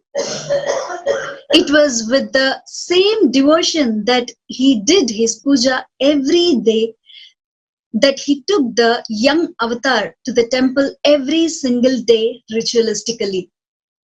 Throughout his young childhood, the avatar remembers spending much of his time with only his grandfather. From the morning puja to evening when he went to bed, he would remain sitting on him or around him. Even when Mudaliar went to his office, he would bring his beloved grandson and have him witness all the negotiations that went on. Raju Mudaliar was a businessman in the agricultural field and followed a very strict protocol when it comes to his work. Finally, when the day wrapped up, Mudaliar would take him home, feed him dinner, and then put him to bed. In their home, they even had a beautiful routine before resting. So Swamiji says he learned his habit of reading few pages of sacred scriptures before falling asleep from his grandfather. He used to go to sleep at night 12 o'clock. But even at that time, he will sit and chant Jnana Sambandhar's Devaram. He can't read English. He can read only Tamil books. He had a beautiful voice. 1 hour he will chant and nobody in the room can sleep. 1 hour he will chant and nobody in the room can sleep. To Raju Mudaliar, Swamiji was his favorite because of his divine exuberance. He would always keep Swamiji close even at night when both were sleeping. Every night he will chant the Tirujnana Sambandhar and Manikya Vasagar's Devaram and Tiruvasagam, the sacred sentiment verses. And after some years before his passing away, last few years, he lost his eyesight. He cannot read. He trained 2 of his sons to read these verses for him. So in another Leela from Swamiji's life, he recounts once when there was a book fair in town, his grandfather took him there to accompany him in searching for great spiritual books. In one particular stall, his grandfather sat the young avatar down near a bookstall with the stall owner and went to his way to look at the other books. As soon as his grandfather was out of sight, Bhagavan began searching for books for himself. He excitedly looked through sections of books with illustrations. Suddenly, he jumped with great enthusiasm at a book that featured the great epic Ramayana with pictures for kids. The stall owner saw his enthusiasm for the book and asked him if he wanted to keep the book. After leafing through the pages, the young avatar's face looked disappointed. He replied to the shop owner, "No, I don't want this book. I will look at some other book." The owner asked why. Bhagavan then explained, a small boy teaching this elderly bookshop owner that the book was a misrepresentation of Ramayana, and that instead of narrating the story with pictures for support, it appeared as though for the sake of the pictures, they had made up the storyline. The stall owner was shocked at the conviction clarity and authority with which the boy was talking. He asked him, "Why don't you narrate to me the Ramayana as you know it in its true form?" The young Bhagwan jumped at the invitation and stared, narrating the earnest from what he has heard from his grandfather and from what he had read in various books on Ramayana. The stories that his grandfather had told him become the substance of impromptu discourse called Katha Kalakshepam in Tamil. The stall owner started understanding that the boy was no mere boy. He put him on the table, bowed down to him, and listened as tears streamed from his face. At that time, the young avatar could not understand the emotions of the man, but continued with the narration upon insistence from him. By the time he finished, an audience of excited book fair goers gathered around him. When he concluded, that gave a tremendous applause. The stall owner was by now overwhelmed. He touched the child's feet and repeated many times, amidst sobs, that the child was certainly bestowed with divine powers, divine grace. Else, he would not be able to narrate the story with such ease and confidence at such a young age. Bhagavan asked his grandfather what he has done to make the man cry so much. His grandfather was too emotional. Once they reached home, Bhagavan got his grandfather's assurance once more that he has not done any wrong to make the man cry. That night, Mudaliyar blissfully reported to his deities that the miracle that happened with his grandson. From up above, they all listened and eagerly to his story, laughing and endlessly smiling at the bhava of Paramashiva as a small child, teaching the Ramayana to the scholar. The lessons from his grandfather did not even end there. Not only did he learn these beautiful habits and become trained as speaker, he also picked up the habit of serving people food from his grandfather. Swamiji says that he has learned the mental setup of giving food to all people from his grandfather. Every day, Raju Mudaliya will go to the temple, search for sadhus near the temple, bring them home, make them sit, recite some Purana or Stotra like Shiva Puranam, then give them Arati and give them some money, then feed them, and after that only he will eat. Swamiji once recalled that he caught one guy who had come as a sadhu to our house in another grab at a different place. Swamiji told his grandfather in other time, his grandfather said, don't bother, even in that half an hour, if he's wearing all the Shaivat symbols, like Kumkum, Rudraksha, give him food.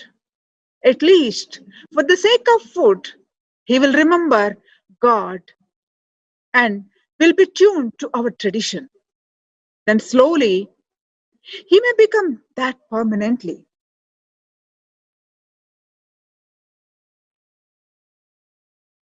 One more characteristic of Swamiji's biological family, which is so important, is never interfering into the relationship between Swamiji and his gurus. Many of the gurus from Swamiji's life were even connected to Swamiji in the first place through his biological family. For example, Yogananda Puri, Swamiji's yoga guru, knew both Raju Mudaliar and Anusuya Ammal, his maternal grandfather and paternal grandmother. Here you can see an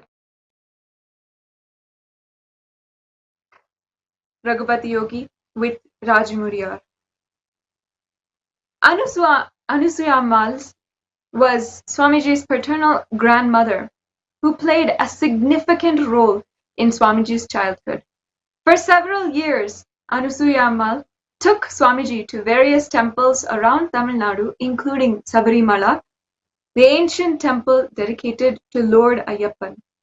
It was Anusuya Ammal's deep connection and friendship with Kuppammal which into Swamiji's life. You can see Swamiji's paternal grandmother Anusuya Ammal with Mata Puri at Paulakundru, the place where Swamiji had the profound enlightenment experience at the age of 12.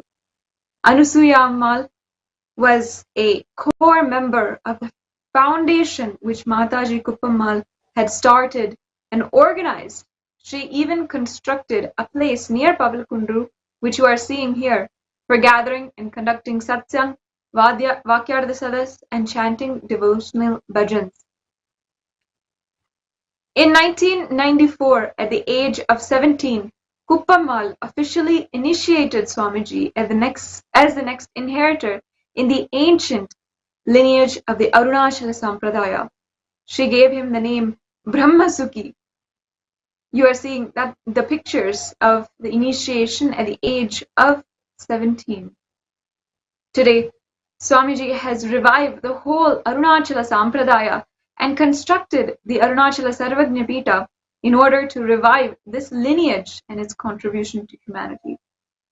For this great revival to happen, all of Swamiji's family needed to be deeply connected, devoted to Swamiji's gurus, and never interfere in the guru-disciple relationship which Swamiji had with them. Recently, during Nithyananda Purnima, the message in 2020 that Swamiji gave on June 5th, just a couple of days ago, Swamiji explained how the atmosphere around him at that time had played a vital role in being able to give the super conscious breakthrough to the world today. Let's now watch that satsang where Swamiji describes the Vatavarana he had as a young avatar. He started teaching the Ramana Maharishi's teachings, and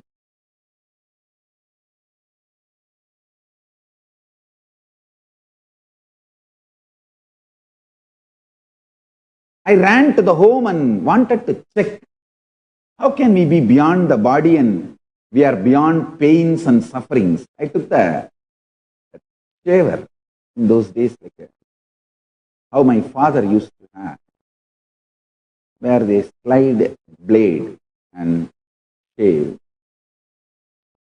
I took that razor and literally cut my thigh. Of course, there was bleeding. My mother saw and immediately rushed me to the hospital. Hospital means just opposite house, across the road. Family doctor, his name is Dr. Karunanidhi. He was more like a family, literally is a family. And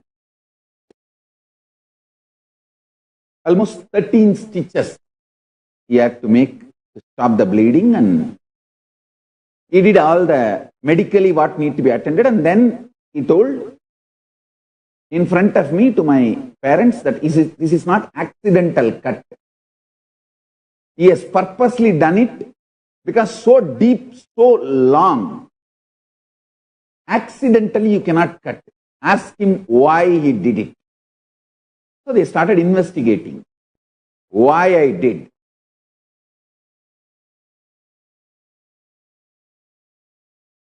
The doctor even had the doubt whether it was a suicide attempt.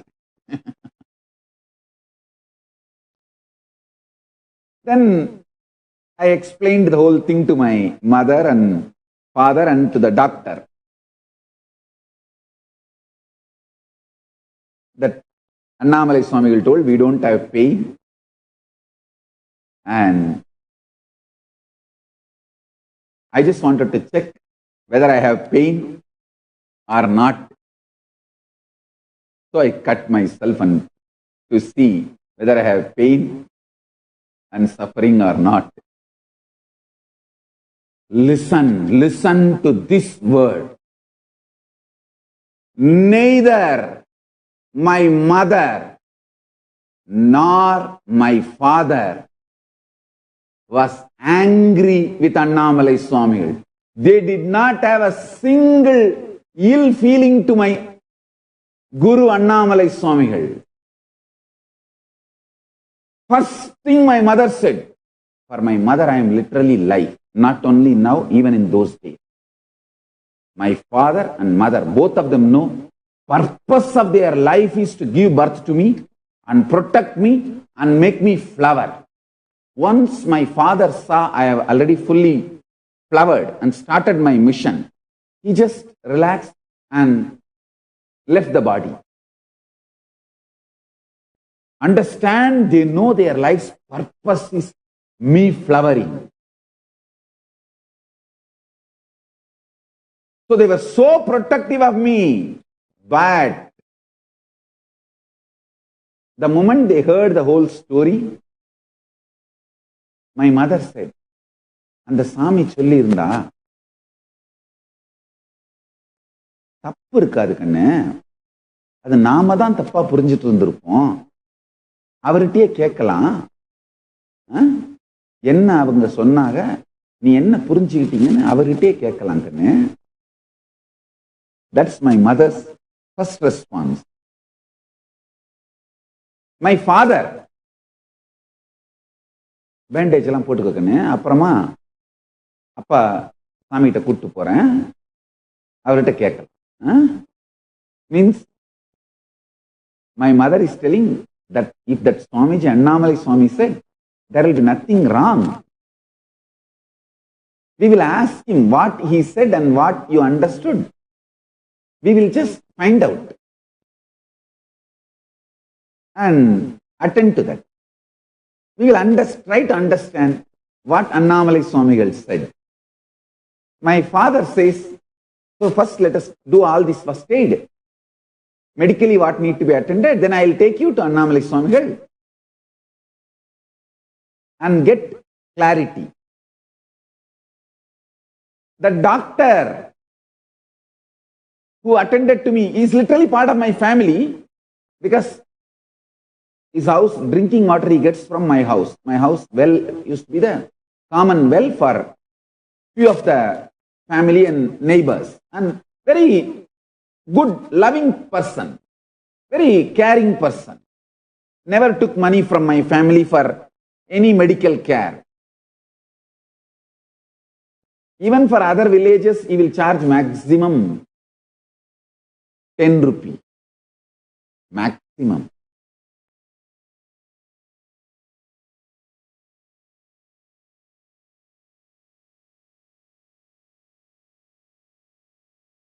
Understand?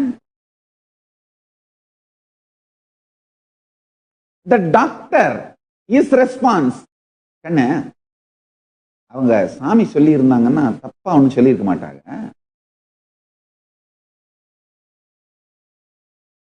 நம்ம எப்படி புரிஞ்சுக்கிட்டோம்னு தெரியல, அவங்க கிட்ட போய் பேசி பார்ப்போம். கட்டாயம் சாமி சொல்லி நீ தப்பா புரிஞ்சுக்கிட்டே கட் பண்ணி இருந்தா கூட அவங்க சரி பண்ணிடுவாங்க, கவலைப்படாது.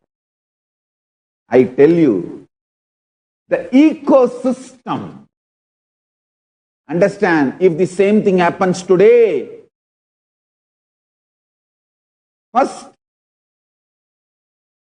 they would have filed the POSCO complaint on Annamalai Swamigal. Abatement of suicide.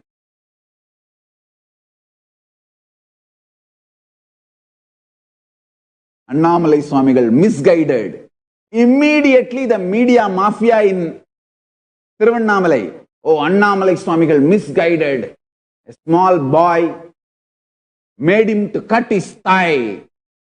Abatement of suicide case, FIR is filed. Any moment he may get arrested. POSCO FIR is registered. The protection of children from any dangers. POSCO.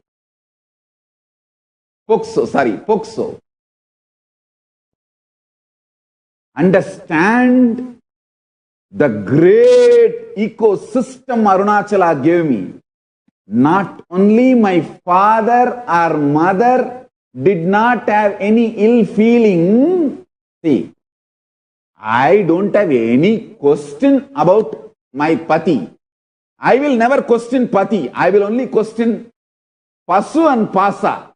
I will only question me and the Maya, delusion. Never question pati, my guru. I will never do that. That is different. Even my mother or father, forget about filing a case on Annamalai Swamigal. They will not even entertain, cherish a ill feeling. Actually, my mother must be listening to this satsang. If she listens, she will even laugh, because never ever they would have had even an idea of filing a case on any of my gurus. Forget about cases, even ill feeling. And not only no ill feeling, they are not even indirectly saying, okay, from now onwards don't go to that Swami, and whatever he says you are not able to understand. Let us not disturb him, but let us not go there. Not even that. My father is telling, let's finish this first aid band-aid. I will take you to Swamiji and let us ask Swamiji the more details of what he was telling you and teaching you. And my mother is consoling me. Hey, if that Swamiji has said something, there will not be any wrong. We only would have misunderstood. Let us ask that Swamiji more details of what that Swamiji was trying to teach you. God, I can roll on the ground of Tiruvannamalai and touch every person who lives in Tiruvannamalai, his feet dust on my head. Literally the feeling I have now, the gratitude I have now for that ecosystem, oh God. Hey, I tell you, it is that ecosystem produced me. If I had even one poison around me, they would have stopped me going to Annamalai Swamigal.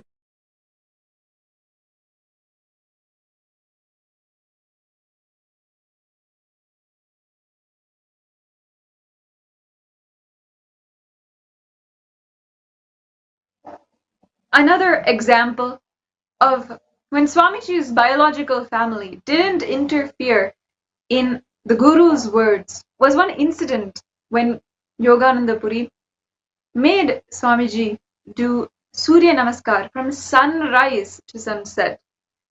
It was when Swamiji was around 10 years old. That one morning, Raghupati Yogi told him to do Surya Namaskar from morning sunrise until sunset. Surya Namaskar is a cycle of 12 asanas and one of the most well-known components of the Hindu yoga. After telling Swamiji, Raghupati Yogi had went away and didn't come back until the evening. But even when he came back, Swamiji was still doing the Surya Namaskar. Swamiji described that he had a breaking point when he felt no pain in his body after doing and surpassing at least 200 to 300 Surya Namaskars. Once the sun set, Raghupati Yogi said, "Now you can stop." Swamiji described that he felt that his knees, legs, arms, all of his body parts were completely separate. Raghupati Yogi tied a gunny bag around his knees so that he would be able to walk. The minute Swamiji entered his house, he fell flat on the floor, and Swamiji's biological father found him and asked him what happened. He was so shocked at what made him like this. Swamiji's father even had tears in his eyes, seeing that his son is like this. But when Swamiji told him that it was Raghupati Yogi who made him do yoga from the morning till the sunrise, his father's entire demeanor, his entire look changed. He said, "If the Guru says, then it is right." He invited Raghupati Yogi inside for coffee and then left the entire scene. Until today, Swamiji says that that is the best thing that he could have done as his father for Swamiji. Never interfering in the Guru's words or the teachings. And that is the greatest takeaway that we can take from the family of Swamiji. Why Swamiji, the avatar of Paramashiva, descended down and chose this particular family today, we understood in so many different ways, but this is the takeaway, that they never interfered in the Guru's words and the Guru's instructions for Swamiji. Let us all take this away as we are proceeding with our day and continuing on to the Nithyananda Satsang, as it has come time now for us to await the divine darshan and soak in the revelations of Paramashiva himself. Let's take a few minutes now to write Satya Sankalpa for you to understand, for you to take up now. And once Swamiji gives his darshan, he can pour his energy into that Satya Sankalpa and make it into reality. So you can take this time now to write the Satya Sankalpa for what you want to manifest into reality, creating this great atmosphere, just as Swamiji had in Tiruvannamalai with his biological family. In your family and your ecosystem might be that Satya Sankalpa that you take up. Right now, you can sit with your head, neck and spine in a straight line. Keep this Satya Sankalpa in your inner space and start chanting the Mahavakya. Om Nithyananda Paramashivoham.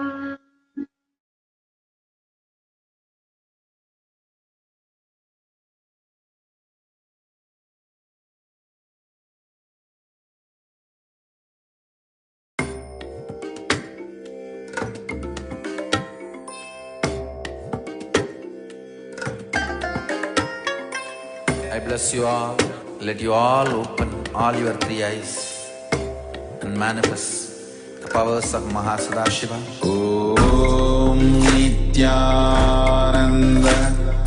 Paramashivoham.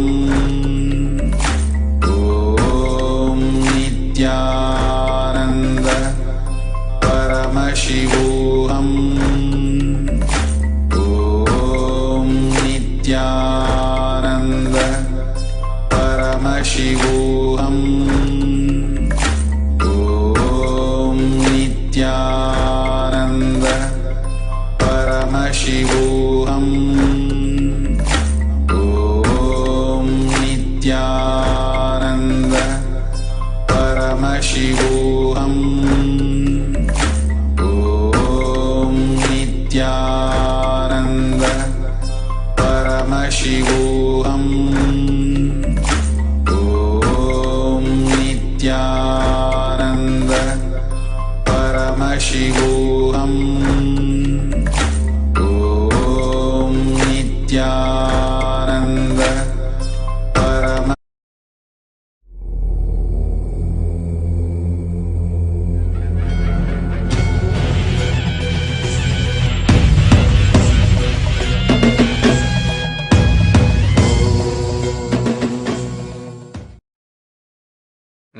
नित्यानन्देश्वर Paramshiva समारम्भाम् नित्यानन्देश्वरि पराशक्तिमध्यमाम् अस्मदाचार्यपर्यन्ताम् वन्दे गुरुपरम्पराम्.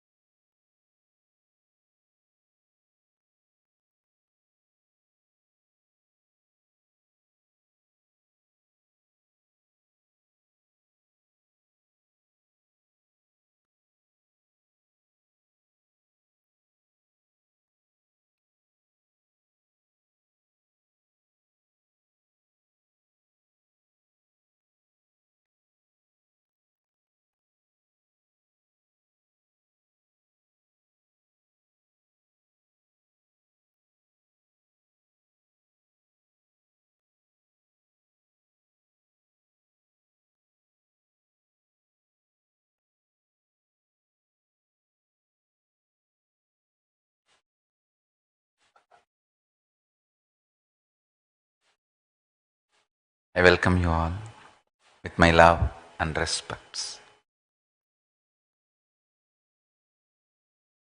Today's message from Sri KAILASA.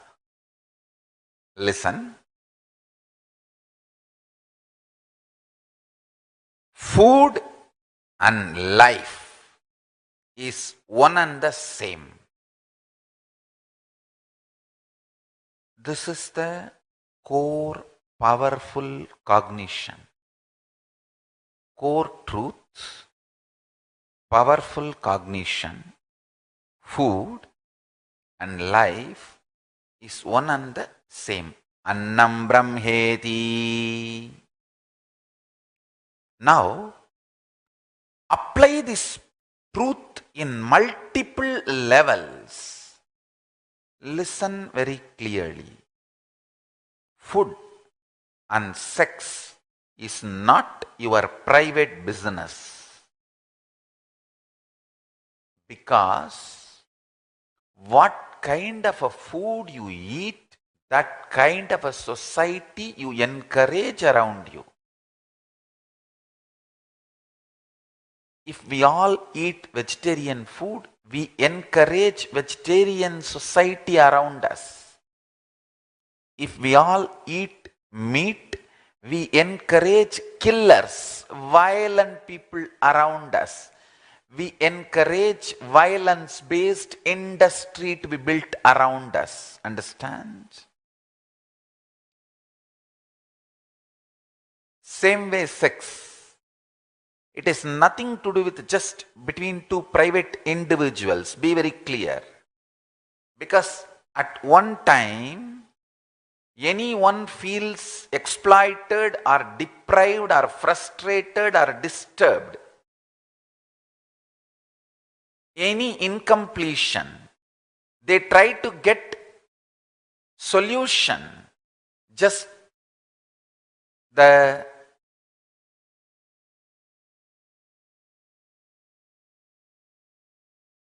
whatever they think is their right, they try to get it from society.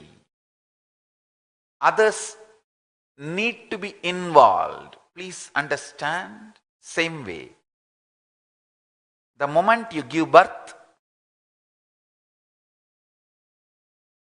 the child becomes the responsibility of society. Food and sex is not private affair. We are responsible in multi-level about what we eat, how we live, what is our policies and strategies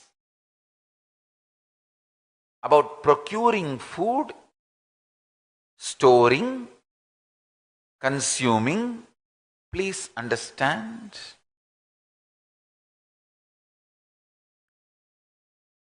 In multi-level,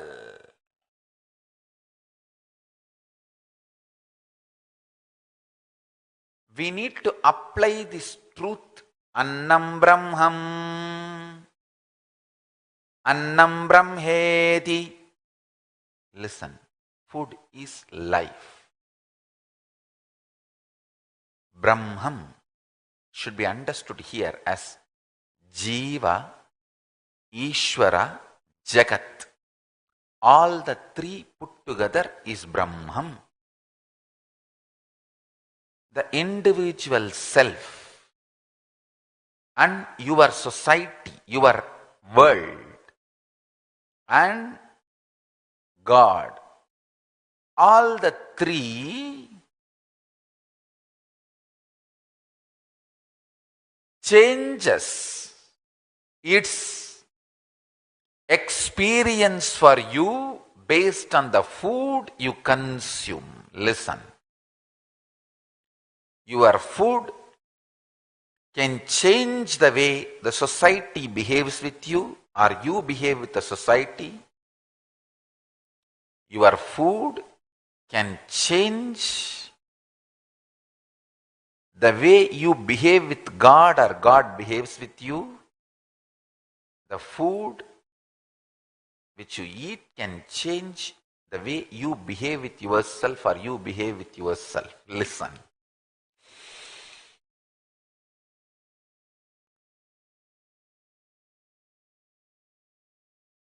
Annam Brahmam. Food has multi-level implications. Listen intensely. Food has multi-level implications in your life. So many questions I am receiving through multiple channels. Swamiji, many from our devotees, Swamiji, we know you will win in this whole attack.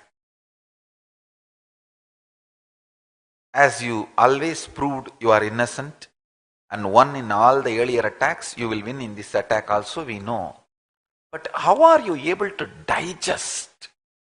I tell you, one thing, just listen. If any of you feel, especially my devotees, if you feel I have a stamina, strength to digest all this kind of hate speech, lawfare, everything. Of course, I think even people who have enmity towards me non-controversially accept that I have stamina to withstand any of this kind of abuses, attacks. Listen. If you feel I have that stamina, if you want to know the secret of that stamina, I'll tell you simple. Very simple. Too simple. Stop eating. Whenever life need to be digested, stop dumping food in the tummy.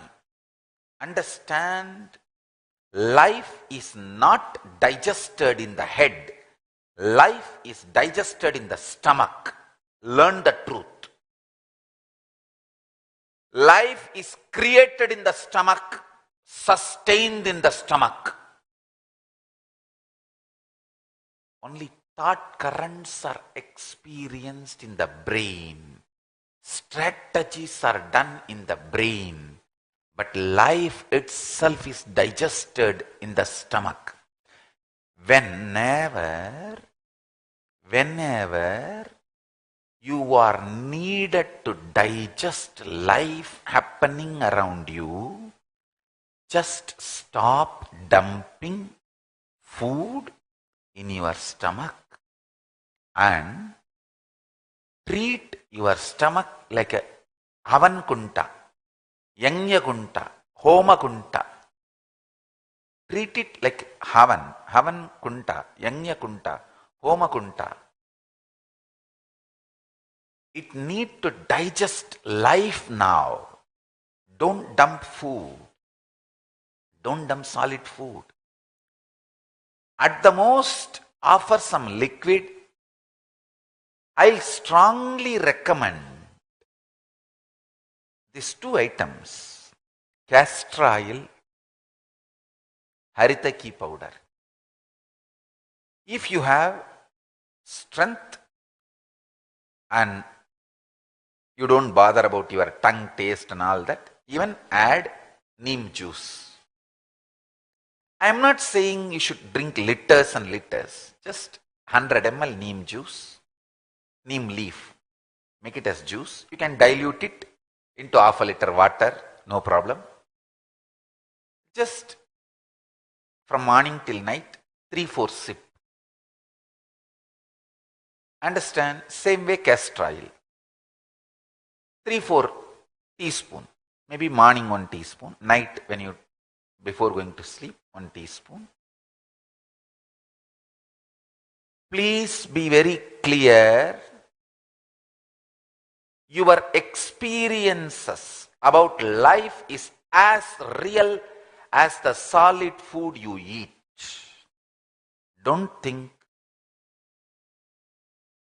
the life happening around you are just mental, psychological, and the food in your plate is solid, physical. No. Both are in same reality. When you are needed to digest that life happening around you, stop dumping food on your stomach. Understand? The Jataragni in your navel, in your Manipuraga, Jataragni in your Manipuraga, digests life and food. When the Jataragni is dumped, overloaded, that is when the Jataragni is not able to finish, complete its responsibility, you feel depression. Depression is nothing but Jataragni overloaded. So, whenever you need to digest life, things happening around you, stop eating and support, encourage the digestion process in your navel in a very traditional way. Listen, listen.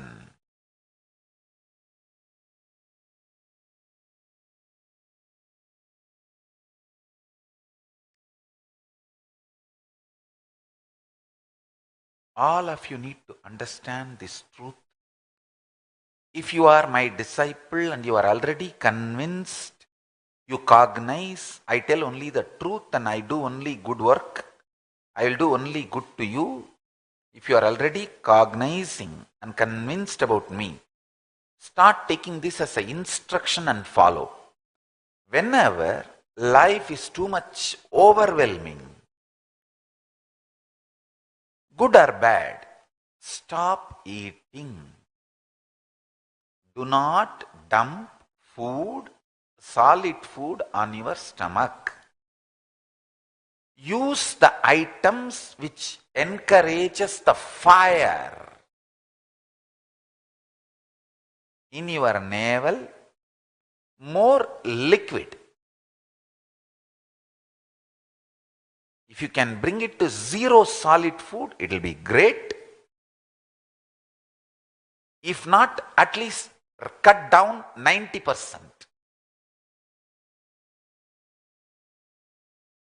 Please understand. I am giving you exact secrets of how to make you a different metal altogether. Anybody want to be a leader in any field? Listen carefully. Anybody want to be a leader in any field has to face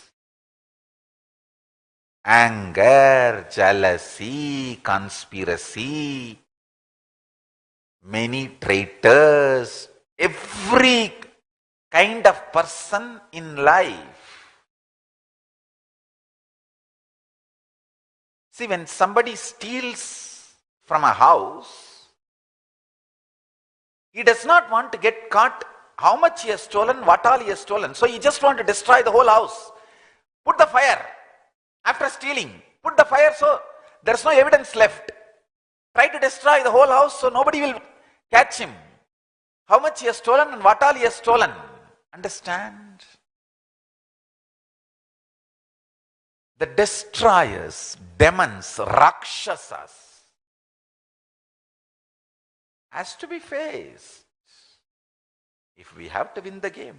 Of course, Kalabhairava is protecting me and the Sangha.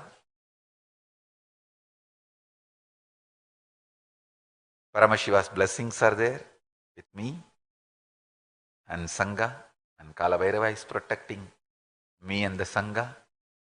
Anyhow, we will win. We are winning. With the grace of Kalabhairava, we won. Understand?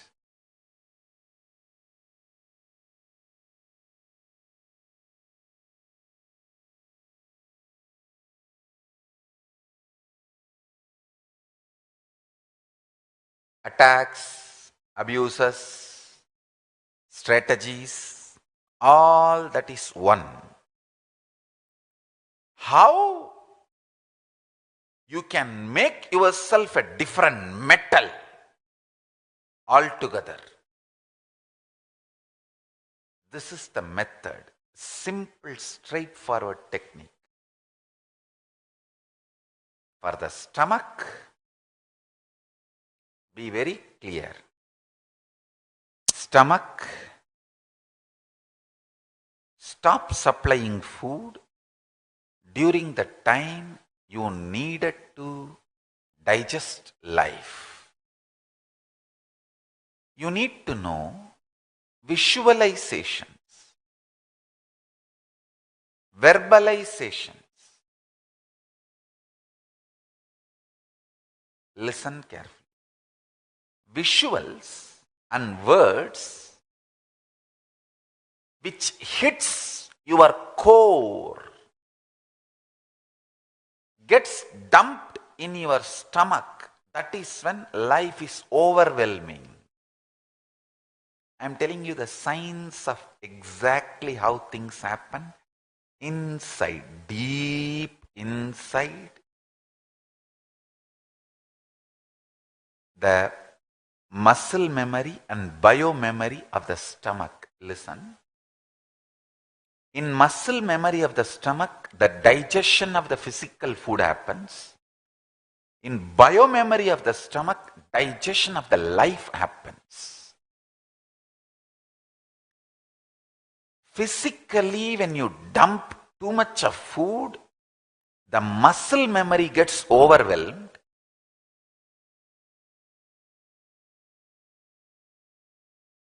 Too much of happening, good or bad, when it is dumped in your reality, the biomemory of the stomach gets overloaded.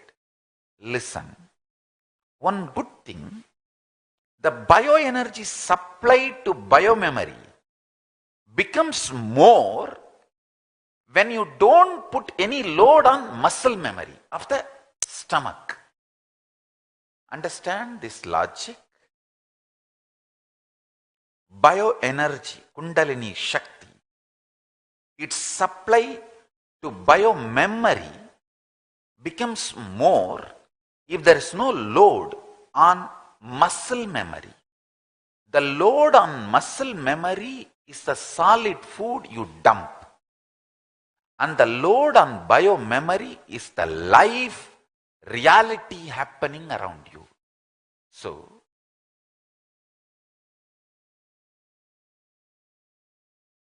cut the food. Just stop eating. start living on liquid whenever you have too much to be faced, to be digested, to be handled. I tell you, this one has successfully helped me.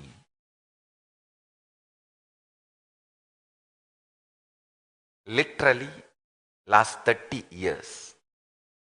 Maybe I think at the age of 10, I heard this from my guru, Raghupati Yogi. Of course, once I heard from Isakki Swamigal also in a different context.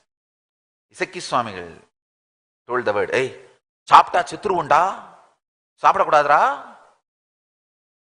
In a very jovial way. He told in Tamil, if you eat, we will die. You should never eat.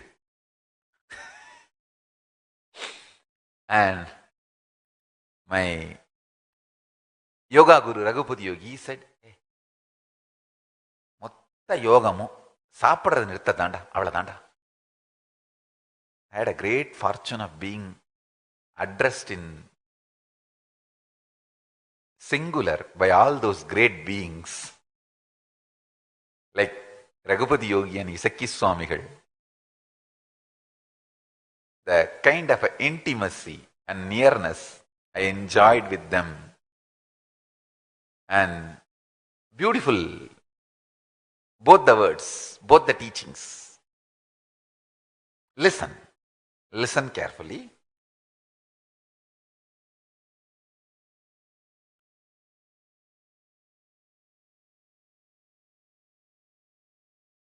Last 30 years, people who lived around me, they know, whenever this kind of situations arise where I need to sit and digest and solve the whole thing, I'll just sit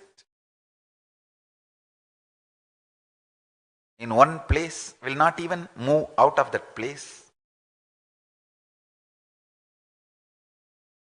Just avoid food, avoid everything. I'll have my deities and sit.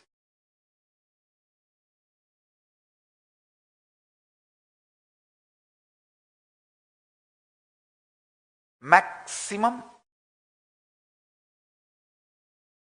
the solid item I'll take is aritaki powder, nothing else. Everything else will be only liquid. That liquid also will be more like arugambul juice and castor oil and neem juice. Sometimes I used to take tulsi juice and bilva juice also. So like these few juices, I'll sit in samadhi. Paramashiva's grace, he has already given that beautiful experience. Just if I close my eyes, that's enough. He himself sucks me into him and rest in Paramashiva, relax in Paramashiva. I can sit like that for days and weeks and months and years. No problem at all. நான் முளைக்கும் முன்பாய் இவன் தான் முளைத்தான் இந்த சரீரத்தில் தான் முளைத்து அகம் அகம் என்று ஆனந்த ஸ்புரணம் ஆண்டவன் செய்யும் ஆனந்த தாண்டவத்தினால் தான் முளைக்கும் முன் நான் எனும் நான் முளைக்கும் முன் அவன் தான் முளைத்தான். தான் என்று நான் உணரும் நானும் தானும் முளைக்கும் முன் அவன் தான் முளைத்தான். ஆண்டவன் தான் முளைத்த உயிர்ப்பின் தன்மையினால் நான் தான் என்று நான் உணரும் நான் இரண்டும் முளைப்பதற்கு அடிப்படையாய் ஆண்டவன் தான் இருப்பதனால் தன்னில் தானாய் தன்மயமாய் சிவபரம் பொருளோடு சிந்தை ஒன்று இருக்க ஜீவன் சிவத்தில் கரைந்து பரமசிவத்தோடு நிர்விகல்பத்தில் சுத்தாத்வித சுகத்தில் எப்போதும் இருக்க எம்பெருமான் அருளுகின்றான்.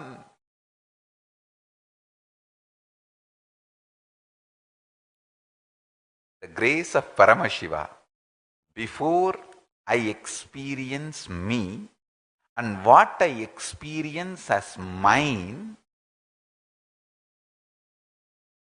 before that appears, he appears. He is there as the foundation for what I feel as me and mine.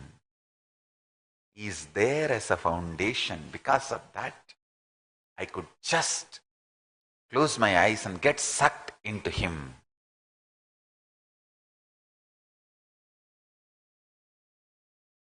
Understand.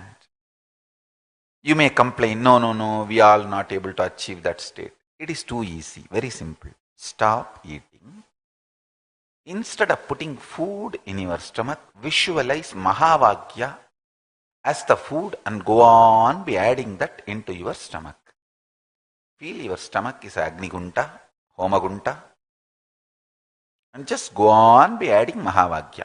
Annam brahmedi vyajanat annatyeva galvimani bhutani jayante annena jatani jivanti. It's a beautiful Taittiriya Upanishad mantra. Food is God, for it is indeed Anna, indeed, that all beings are born. Having been born, it is from Anna that they obtain the necessary sustenance for living, and having lived, it is into Anna that they merge at the end. The tattva of food need to be understood. Listen, this Taittiriya Upanishad explains the tattva of food. Use mantra as the food whenever you need to digest life. I tell you.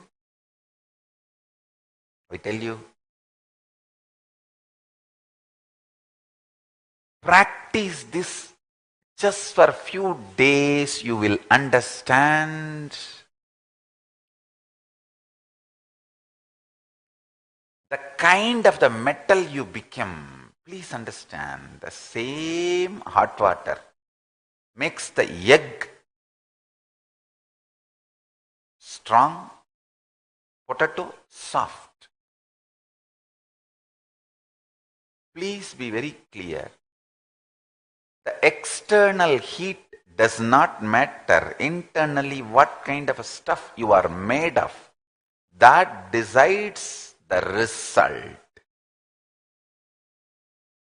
Result is decided by the stuff out of which you are made, not by the external happenings.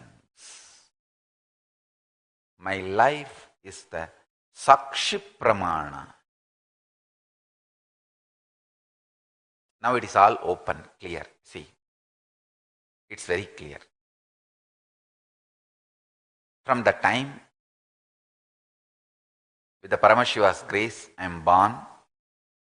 My gurus have trained me. With the grace of Paramashiva and my guru, all my gurus, I have been trained to build space and place for Hindu grand narrative. Understand? Space is there, KAILASA. I have to bring that space into all our hearts. Then that should manifest as place. The grace of Paramashiva and the way my gurus taught me to build the Hindu grand narrative is inclusive, all inclusive. Not excluding any one sampradaya. That is why I made a statement few days before. In Hinduism, there is no small God, big God, all God. There is no small God, big God, all God. So be very clear.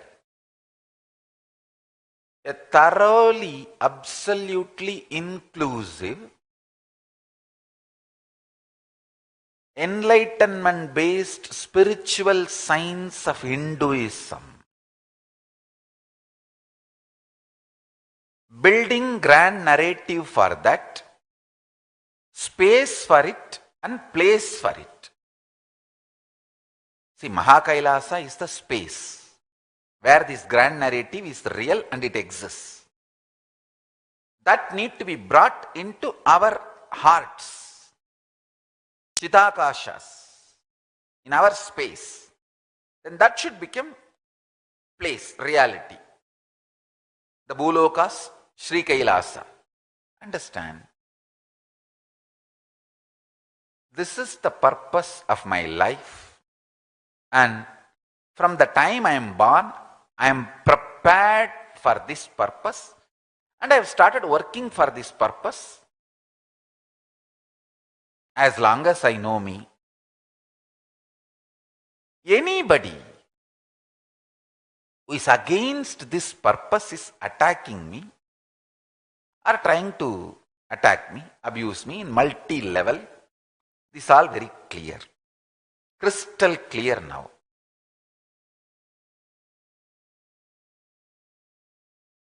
Please understand.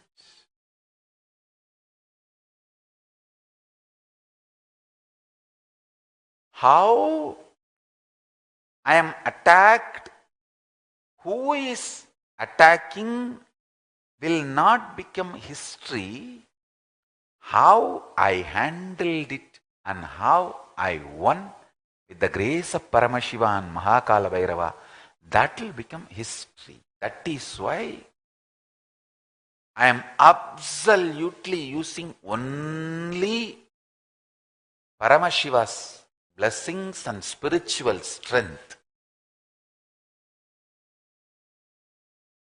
Paramashiva's blessings, Mahakala Bhairava's protection, that only is manifesting as a strategy, whatever is needed to protect myself and the Sangha, and I am seeing very clearly. We are setting a trend, record, right trend, a grand record. How? Just with the spiritual strength, with the blessings of Paramashiva, grace of Paramashiva, protection of Mahakala Bhairava, how we can win any kind of attacks, lawfares, war, any problems, any crisis, any situations. Listen.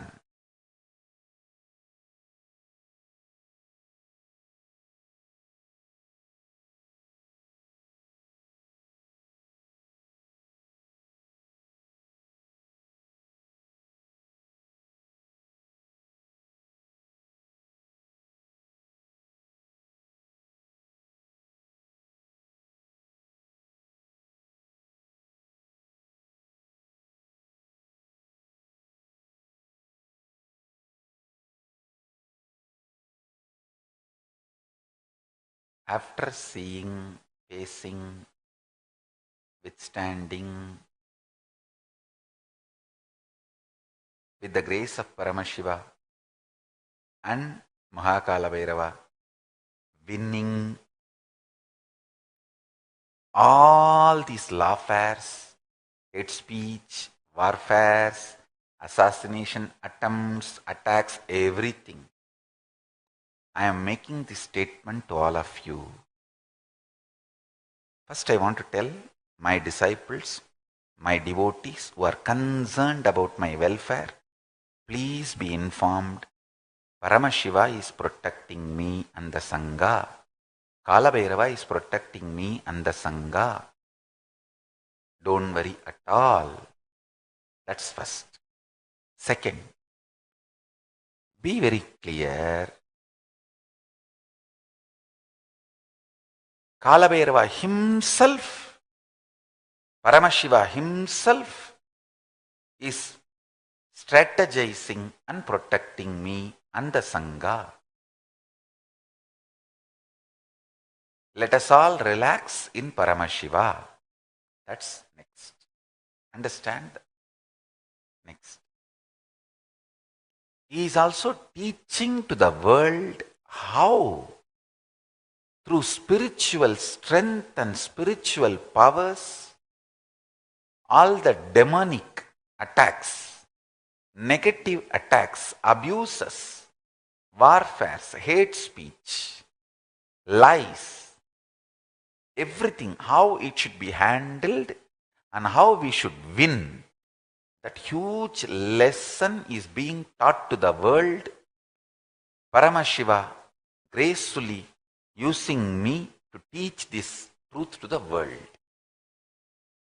Sometimes we should just surrender to his will and relax in Paramashiva, because he may be doing something great, unimaginable through us,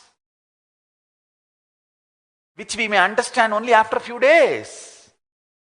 Understand? I have seen this continuously happening in my life, especially after I started my public life from 2000. As I said that I think first time they started attacking me publicly in maybe 2002 or 3. From that time I am telling you, till now I am seeing and winning with the grace of Paramashiva, winning in all these attacks.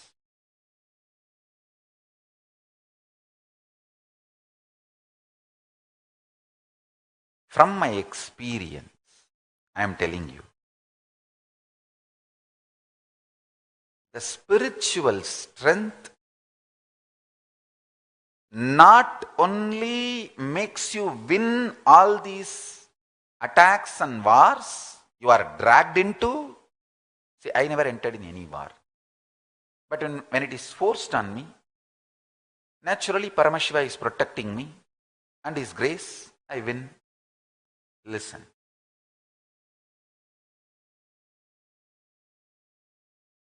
Every time I adopt only this as a strategy. Stop eating. Start living in Samadhi. Intense Samadhi generates huge Kundalini Shakti, bioenergy, and supplies to the whole system. With that high conscious and energy, right strategies get evolved. I want to tell one more secret. This is not dirty secret. Very beautiful secret. Listen. Listen. Whenever you are in Samadhi, Paramashiva manifests and Kalabhairava manifests. Whenever they make strategy and release the information in your brain, what should be done, how you should do, how you should behave,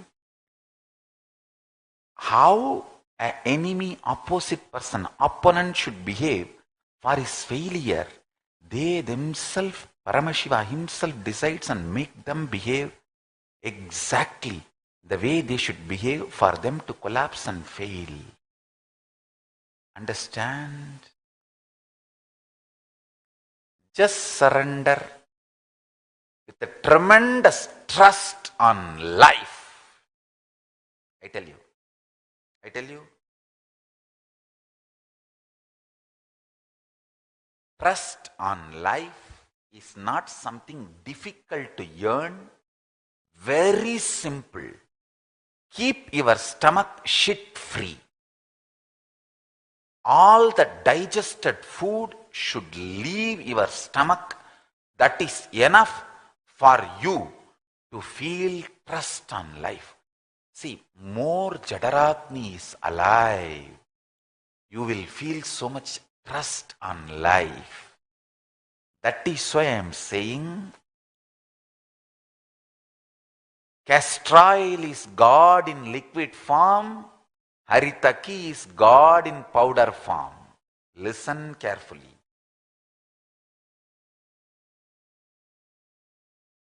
How can such big problem have such a simple solution? You may be thinking, but if you are my disciple, if you already have a trust on me, try this for a few days.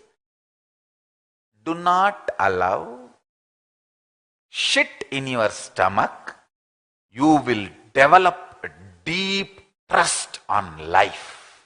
I tell you. See, when I utter, it may look very weird because you are brought up in the Western way of binary logic. I am brought up with the Eastern way of Nayayika and Vaiseshika, multi-dimensional logic. Understand? I am brought up by the grace of my gurus, the multi-dimensional Nayayika and Vaiseshika, Nyaya Vaiseshika logic,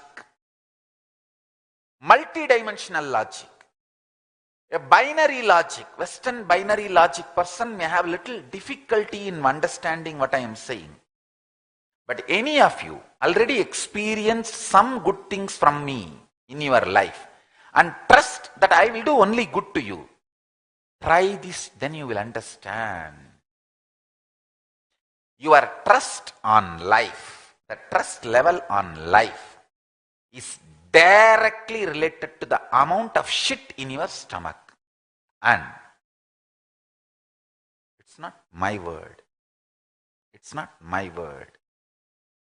It's from the great Siddhas. There is a beautiful book by Dharmapuram Adinam on Shaivite tradition. The book very clearly says, if the undigested shit is in the stomach and that person has physical relationship, means like a mother or father, when they are having sex, if there is an undigested shit in the stomach, the child will have very low intelligence. Understand?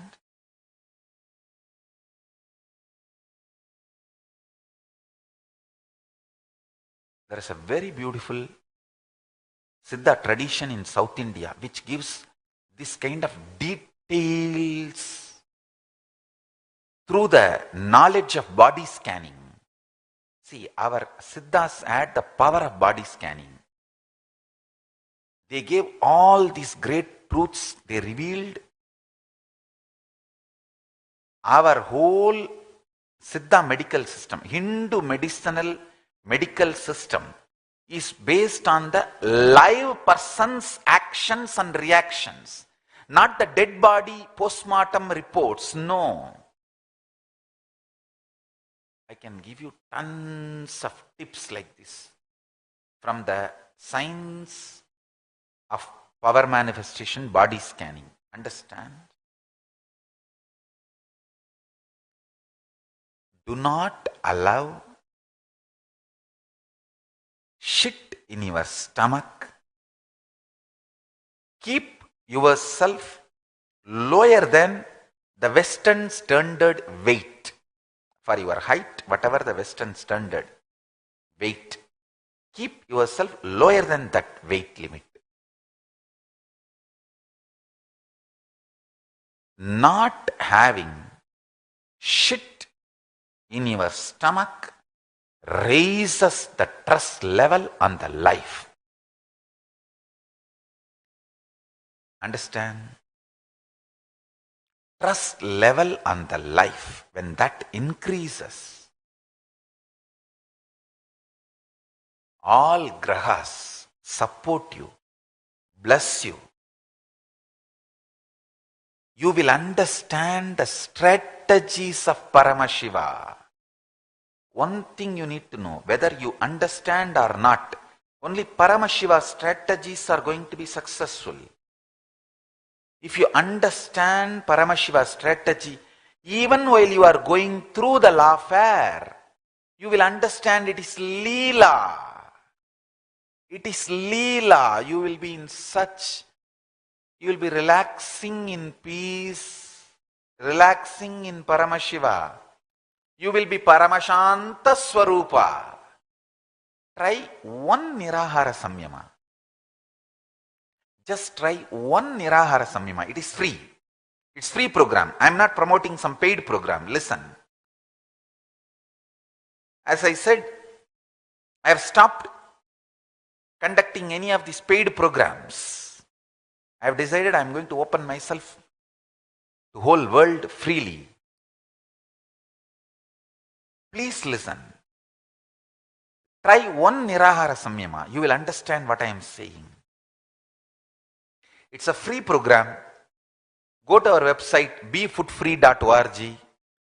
Reach out to our Mahant, Sri Nithya Pranavananda. He will guide you. Try one Nirahara Samyama from your home. You will understand. If the bioenergy in your Manipuraga is increased, the trust level on life will just go up. I can tell you, if the trust level on life goes up, you will stop having panic attacks. You will stop having extreme doubting. Even if half an hour husband has not returned from the office, you will go to the extreme of whether he is having some extramarital affair, or he is already dead in the having accident, or he is murdered, or how you go to the extreme doubts and have a panic attack and almost sending diverse message to him. And then in 2 minutes, you see he is there outside your door. This extreme panic attacks will stop. You will have so much of romance with real life. I tell you.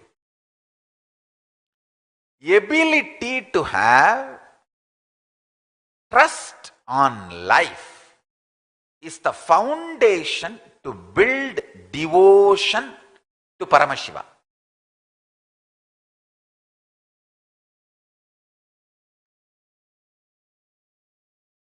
I sincerely recommend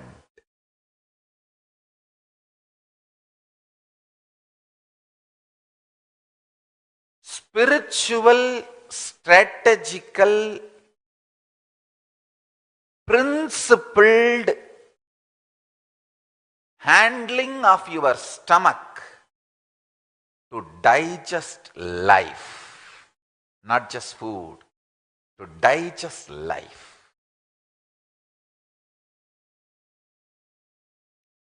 Any incompletion can melt down if the fat and shit in your stomach is taken out.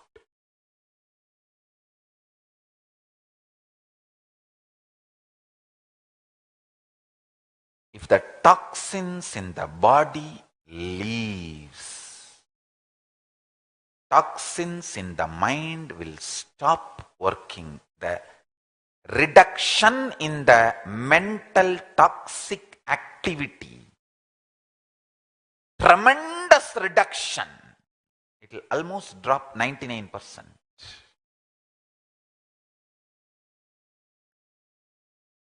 Understand?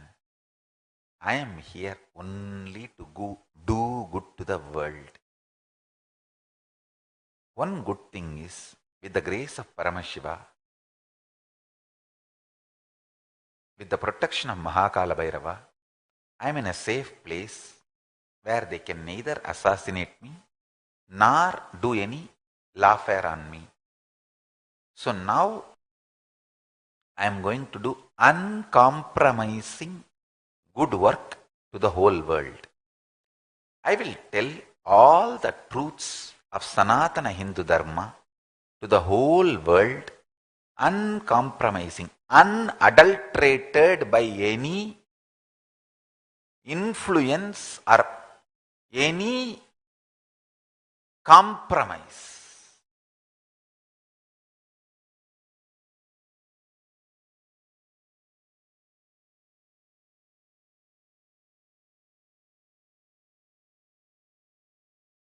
I'll continue. Not only I'll tell all the truths of Sanatana Hindu Dharma, I'll also make beautiful place and space with the grace of Paramashiva, the space and place where all the sciences can be realized and experienced.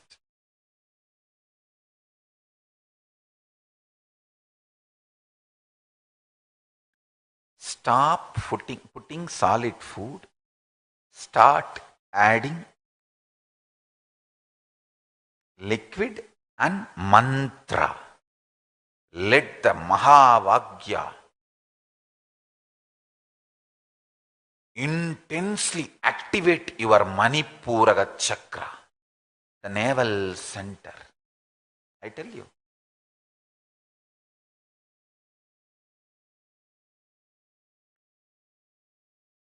Bioenergy of Manipuraga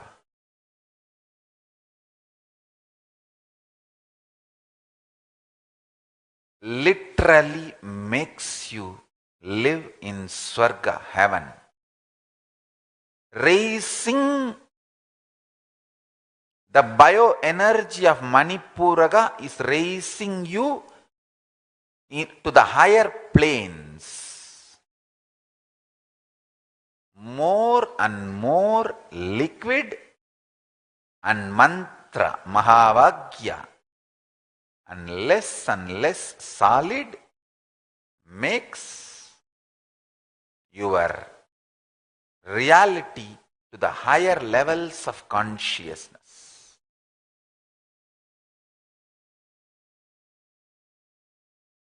I tell you.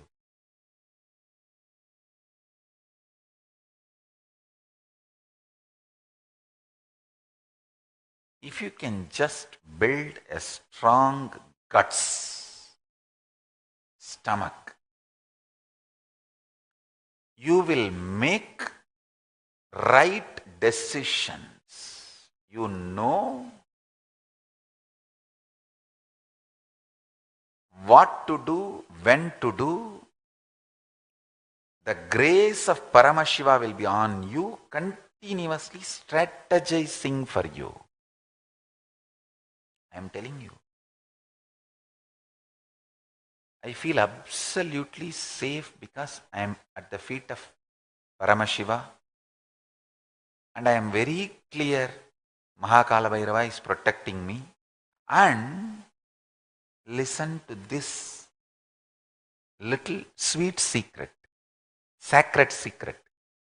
When Paramashiva is blessing me and protecting me and the Sangha, when Kala Bhairava is protecting me and the Sangha, they themselves not only reveal their strategies to me, how they are protecting me and the Sangha and how they are playing, they also show me how the opponent guys are collapsing and failing, and they also show me how Paramashiva himself, Kala Bhairava himself, makes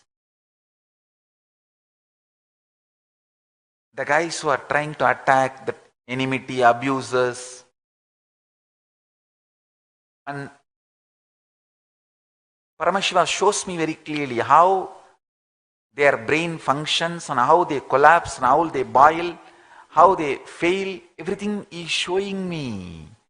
That is why I am telling you, because I know my enemies, I am peaceful. First of all, I don't have enmity towards them. Second, I know who are having enmity towards me. Because I know them, I am peaceful.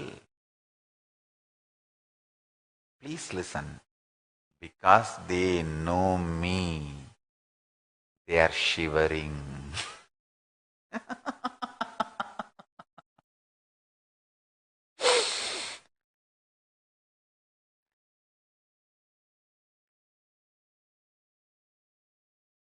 It's not that they don't know me. புலிவாலை பிடிச்ச மாதிரிங்கய்யா, விடவும் முடியல, பிடிச்சிட்டோம். விட்டா புலி என்ன பண்ணுன்னு தெரியாது.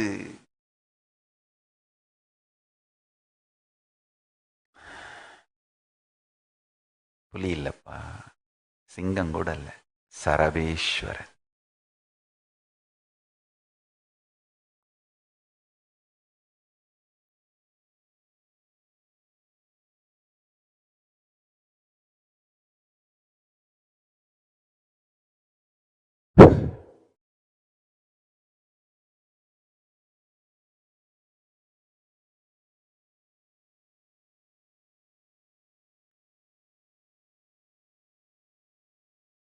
Listen.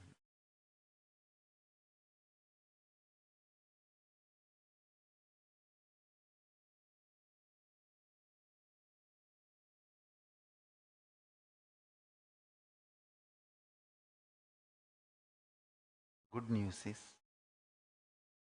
if you don't want to attack, continue the war anymore, Sarveshwara will just forgive you. He is not interested in violence. He is not angry.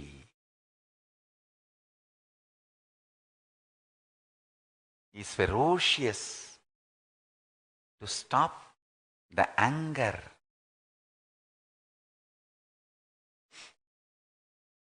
That's all. Anyhow, let me come back to the subject. Listen carefully. Build strong guts. You will become leader. Your stomach, Manipuraga chakra, is made of multiple ideas, thought currents, words, verbalizations and visualizations. The logic you think, with which you function, your logical intuition, intuitive logic, and reality which is beyond both. All that totally put together is in Manipuraga. If you build a strong biomemory in Manipuraga, you will become leader in any field. In any field you want. And you will also know very clearly what should be attended and what should not be attended. Somebody came and told me,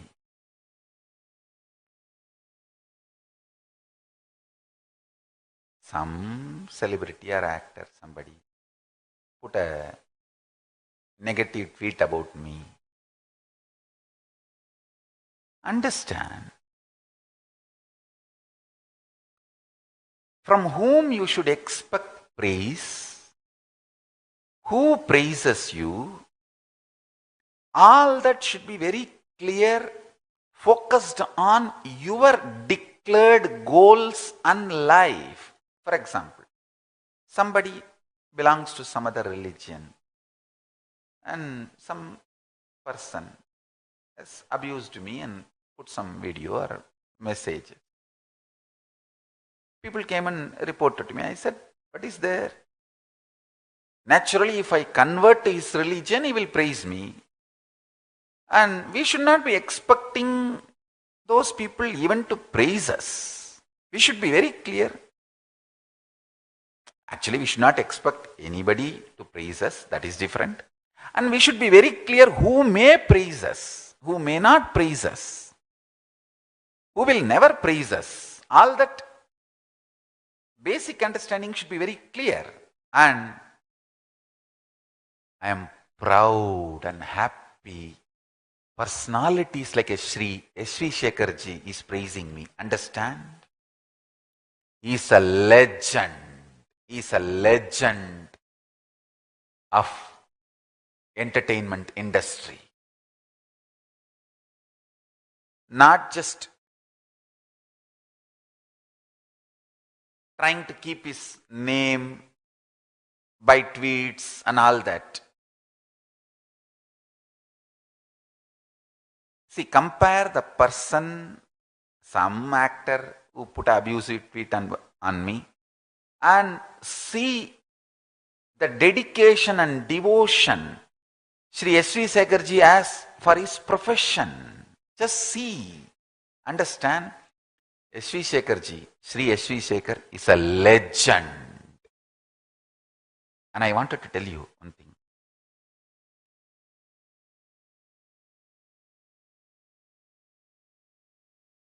Still running drama association, Nataka Sabha, running dramas is not a joke. Listen carefully.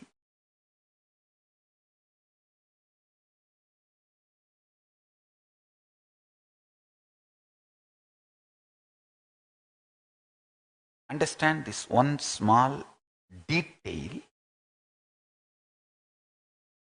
You are going to work for 1 hour. That is going to be video recorded and edited and come out as a big movie, and you are going to earn crores and name and fame. Because of that reason, you work for 1 hour is different. But in the Nataka, in the drama, whole day, almost like 3-4 hours, you perform, you are only going to get maybe few hundred or few thousand rupees. But continuously doing it and repeating it, keeping it alive, needs absolute dedication, hard work and sincerity. Karmanye vatigaraste mabaleshu katachana. Do your duty without expecting the results. This is what I call dedication. I tell you, S.V. Sekharji is dedicated to his field. He is a legend in his field.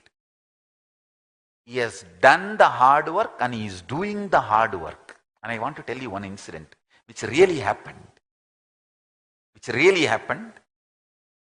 In Naradagana Sabha in Chennai. There was a Kalpataru Darshan. Whole day Kalpataru program. And Kalpataru Darshan is going on. After the program, the Darshan, I am sitting in the throne, I am conducting. Darshan is going on.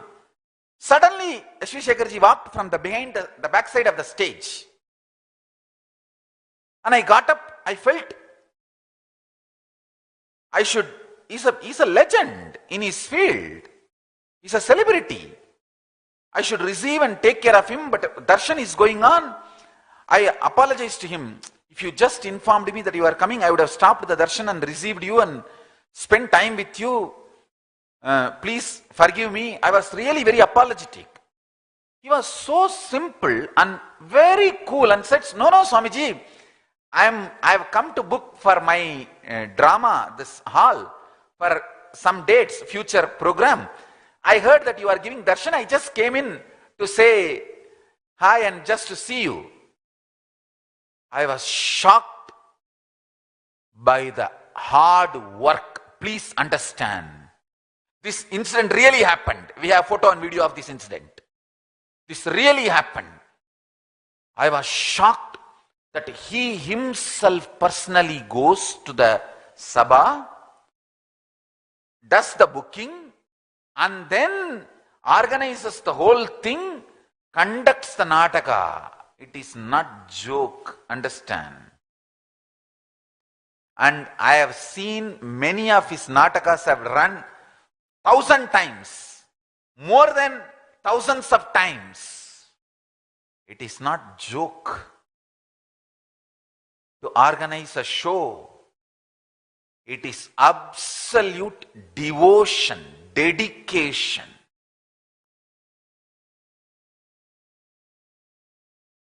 Understand? Personality like him, who dedicated himself and built his life. Personality like him, when they praise, I'm so happy about it. I'm so proud of persons like him supporting me. Understand one thing. When he said he came for booking the hall and just came inside to have a word with me, just to have a meeting, I stood up from my seat because I did hard work like that from 2000. Understand? People of Tiruvannamalai, they know my hard work. They have seen. People in Tiruchengodu, Pallipalayam, Erode, they have seen my hard work. Understand? In Tiruvannamalai, when I was living in that small half an acre Porambok wasteland, no, Arunachala is not at all Porambok. Oh, Prabhu, forgive me.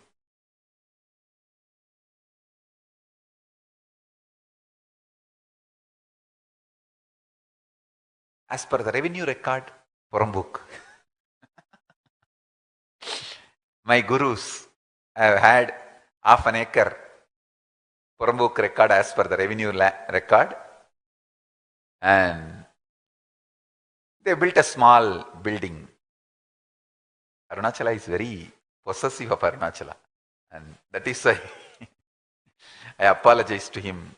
Prabhu, I should not be using any disrespectful word, even remotely disrespectful word on Arunachala.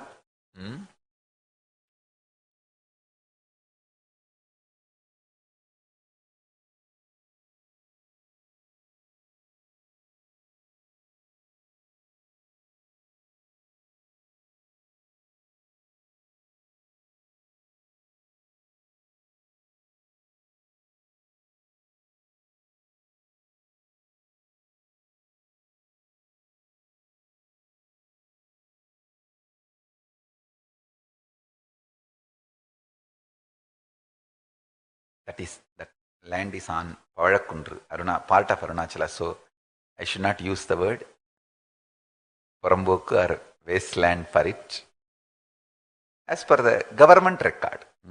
But no disrespect to Arunachala.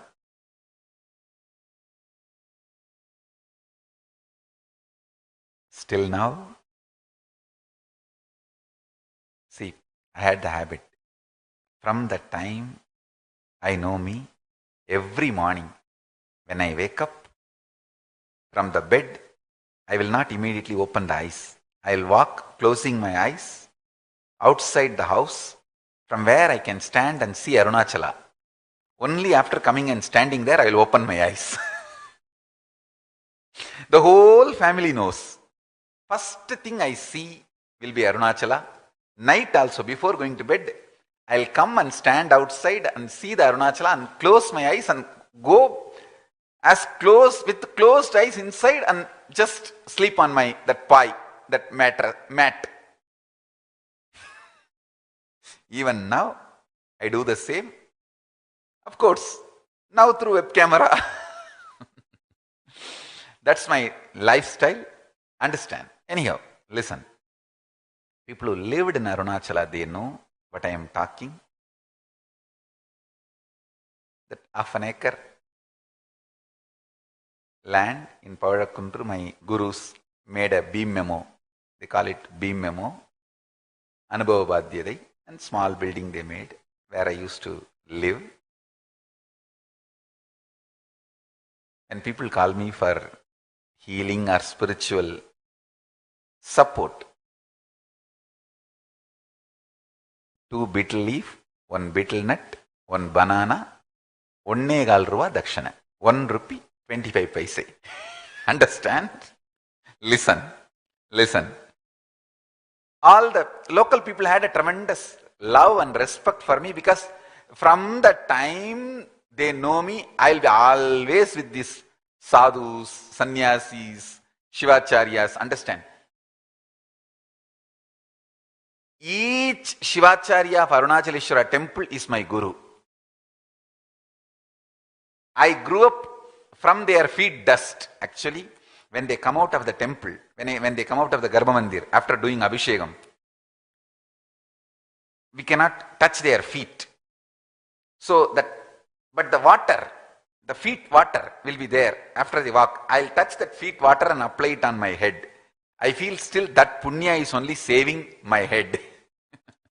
Paramashiva's grace. Understand? Paramashiva is protecting me. because of all their blessings. So listen now. The villagers have seen me. They have seen me learning Mantra Shastra from Narayana Swami. Because all these people they have lived a transparent, open life in public. Narayana Swami Tata never had his own ashram. He used to live in small Ganesha temple in Thiruvanjana Gopura street. And Mauna Swami, Narayana Swami lived in the Terku Katta Gopuram, means the tower which was in front of, inside the Thiruvanjana Gopuram. So, Raghupati Yogi lived in Kirtiga Mandapam. Kuppammal lived in near Pavadakundru, small house next to Isaki Swamigal's house. So they all know I was at the feet of Isaki Swami, Kuppammal, Raghupati Yogi, Narayana Swami Tata, all these great Siddhas, Rishis, Munis. And I learned from all of them have blessed me with the whatever enlightenment, spiritual science they had. Mantra Shastra, Vedanta, Agama, Vastu, Jnana, whatever, Yoga, whatever they all had, they blessed me with all that. The local villages, they know. Local Tirunavali people, they know. So they feel that I know the science. Any spiritual science, any help they ask, this is what totally. 2 வெத்தலை, ஒரு பாக்கு, ஒரு வாழைப்பழம், 1.25 ரூபா தட்சணை. 2 betel leaf, 1 betel nut, 1 banana, and 1 rupee 25 paise dakshina. Whole day I'll spend and give them every possible spiritual solution and support. They can come in bicycle and pick me up. I'll sit in the backside carrier, go personally, attend whether Vastu problems or any other Mantra Shastra or any other teaching yoga or giving initiation or teaching some Vedanta, anything. Understand? When Adi Kailash was supposed to be built, Bidadi, I personally sat and collected clay and made bricks with a wooden plank. 72 bricks I personally made and baked them, started the construction. That's the way. It took 1 week to make 72 bricks. That's the way I started. And quite a long time, I'll go to this, any hall where we are supposed to conduct the program. 6 o'clock the program will start, morning 6 o'clock. 4 o'clock I'll go, clean, wash, wipe, put all the photographs of the gurus and gods and deities and keep everything ready. I myself will wipe and clean my simhas and everything. And by the time people come, I'll sit on that and start the class. Because I have done that, I understood. You see, at least I did only for few years, but Sri S.V. Sekharji is doing this hard work even now. For his field, he is a legend. People like him, legends like him, understand what I am doing. So do not bother about abuses. Understand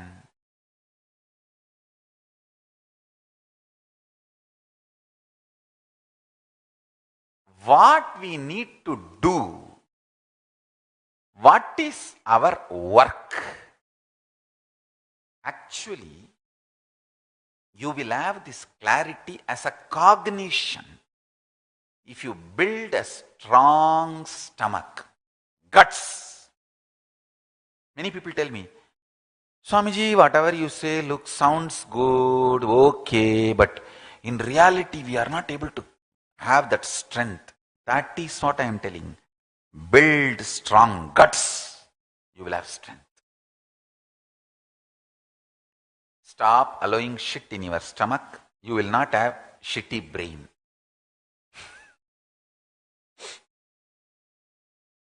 That's all is the truth. That's all is the truth.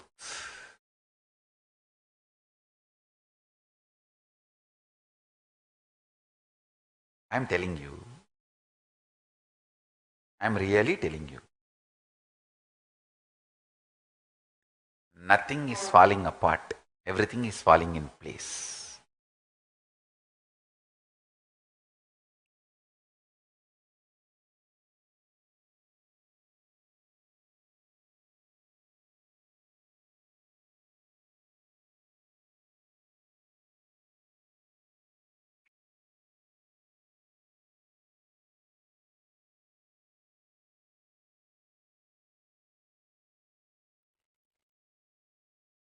Om Nithyananda Paramashivoham. I bless you all. Let's all radiate with integrity, authenticity, responsibility, enriching, causing, living. Shuddhatvaida Saivam Paramashivoham. Om Nithyananda Paramashivoham. The eternal bliss, Nithyananda. Thank you. Be blissful.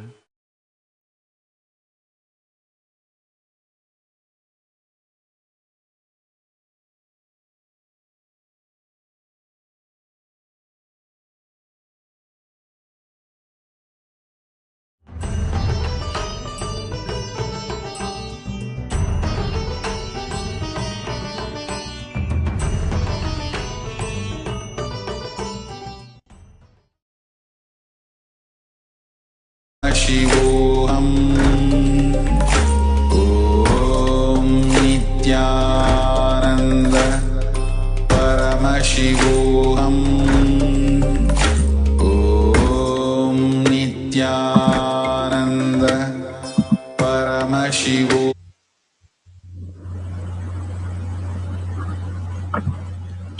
Nithyanandam.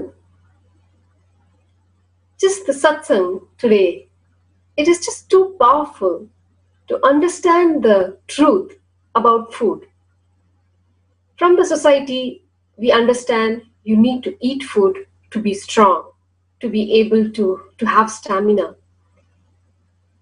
And first of all, even if physically we don't need food, but Swamiji takes us to a deeper level, the importance of not eating to handle life, to handle whatever comes, whatever happens in our life, to be able to have the stamina to digest it. It is so powerful for us to even hear this truth, to cognize and to live it. Like this, the whole understanding that we have about life, about health, about even wealth, so many things, we just have wrong understandings, even about relationships, how we build our life, what life is meant to be and what we have built. So much of wrong cognitions, wrong understandings we have, and we go on keep fighting with it when we are not able to manifest exactly the life we want. And Swamiji teaches these truths, and not only that, makes them a science and helps us to learn that science, and not only that, experience it.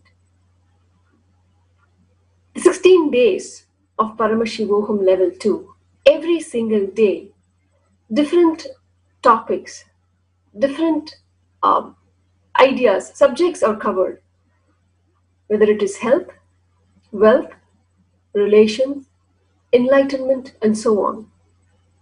Within 16 days, we not only learn the Vedic truth, the Hindu truth way of life, and living an enlightened life, experiencing the oneness with our highest self, experiencing the being of Paramashiva. The ultimate gift that we can get from life. Many times we wonder, why is my life like this? Not only we get those answers, but also we learn how to change the life to the way we want it. Paramashivoham level 2 is the answer to many, many, many questions that we keep on asking God why the way life is for us and how to make it the way we want. Not only that, now Swamiji has made these 16 days into individual capsules. Today, being the day of health, we heard the powerful truth from Swamiji. Not only that, today throughout the sessions, we can learn more about health, how to be healthy, how to complete with our incompletion about being healthy, and becoming a spiritual healer, and so on. I mean, the gifts that we get are just too many. But not only that, the best part is absolutely free of cost. Today's program and all the 16 days are given as individual capsules. We can attend any day, any single day for free or multiple days for free. How much Swamiji just goes to make us realize that we are Paramashiva, that we are one with Him. We shouldn't miss this for anything in the world. Anywhere we feel, any area of life where we feel there is a lack, where there is a shortcoming, we can participate in these Paramashivoham, either single day capsules or the entire 16 days, just to transform our life completely. So let us not miss this opportunity of Paramashivoham level 2. Just for us, Paramashiva himself, Bhagavan Sri Nithyananda Paramashivam, is just out of his compassion giving us this gift. You can register for this greatest gift at paramashivoham.org. Today is day dedicated for health and tomorrow for wealth, and so on every single day. So please visit paramashivoham.org and register yourself for this greatest happening on planet Earth. Thank you, Nithyananda. Till now, I manifested, revealed the signs of state of Paramashiva, space of Paramashiva, powers of Paramashiva. Now, direct process, directly from Paramashiva to manifest the being of Paramashiva, because the world is ready. Akash Bhairava is the God who makes all our beings ready for Paramashiva to manifest.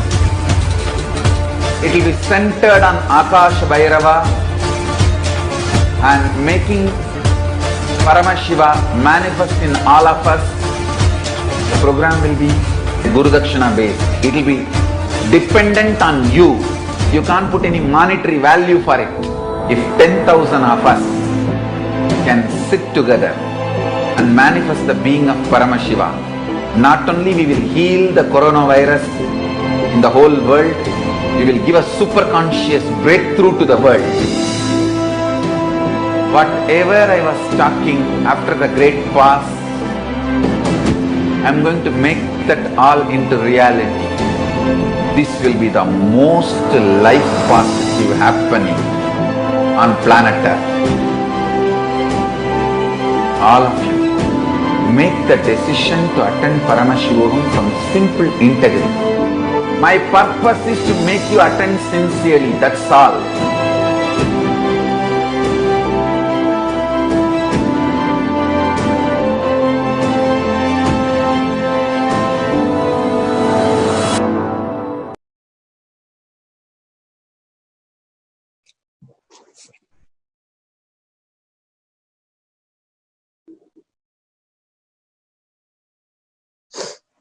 Let's start the power manifestation session. Let's sit straight, visualize Bhagavan in third eye, and start with the Sadguru Vandanam.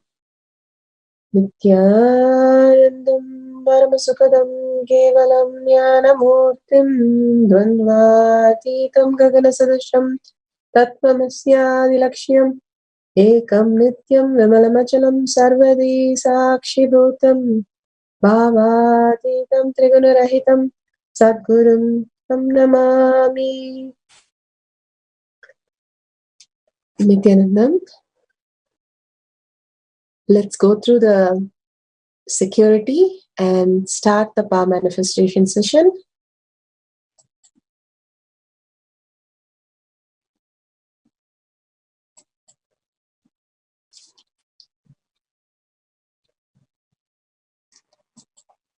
What is power manifestation? Power manifestation is nothing but a cognitive shift and can infuse powerfulness into any action or state that we are in. It raises the frequency of our body and mind to ultimate powerfulness, Turiyatita. Bhagavan beautifully says how the higher self for us, when we connect to the Turiya, the heightened intelligent state of us, which is the conscious state and which can raise ourselves into the manifesting our life as reality. The Turiyatita state is the way we need to exist. Living in just the dream state, deep sleep, and the waking state is only creating the powerlessness and confusion. By doing power manifestation again and again, the brain rewires to the Turiyatita state, which is the ultimate powerfulness, which raises the frequency of the body and the mind. Paramashiva, who is Satyojata, Vamadeva, Agora, Tatpurusha, Ishana, he is the living being beyond the form and formless, the Ajomoha, who is doing the manifestation, sustenance, regeneration, pulling us out of delusion and liberating. Constantly the Panchakritya, the Big Bang and black hole is happening continuously and simultaneously. Paramashiva has come down as our Guru, Swamiji. His Divine Holiness Nithyananda Paramashivam, Bhagavan Nithyananda Paramashivam, is a reviver of KAILASA, the ancient enlightenment civilization, the great cosmic borderless Hindu nation. His Divine Holiness Nithyananda Paramashivam, Bhagavan Nithyananda Paramashivam, is an avatar from Hinduism and is the supreme pontiff of Hinduism. He has made the science of power manifestation, yoga, and temple-based university for humanity. Sovereign Order of KAILASA, led by His Divine Holiness Bhagavan Nithyananda Paramashivam and Nithyananda Order of monks, nuns, Hindu diasporas, are working for global peace, superconsciousness breakthrough to humanity. His Nithyananda Hindu University, world largest with extended campus in 150 countries, is collecting, organizing, preserving, time capsule, decoding, spreading, reviving 20 million source book of Hinduism and 64 sacred arts and science like Ayurveda, music, dance, sculpting, astrology, Vastu, and many more. His Divine Holiness Bhagavan Nithyananda Paramashivam is the 293rd Guru Maha Sannidhanam of Shamala Pita Sarvanya Pita, ancient apex body of Hinduism, and present emperor of Suryavamsa Surangi Samrajyam.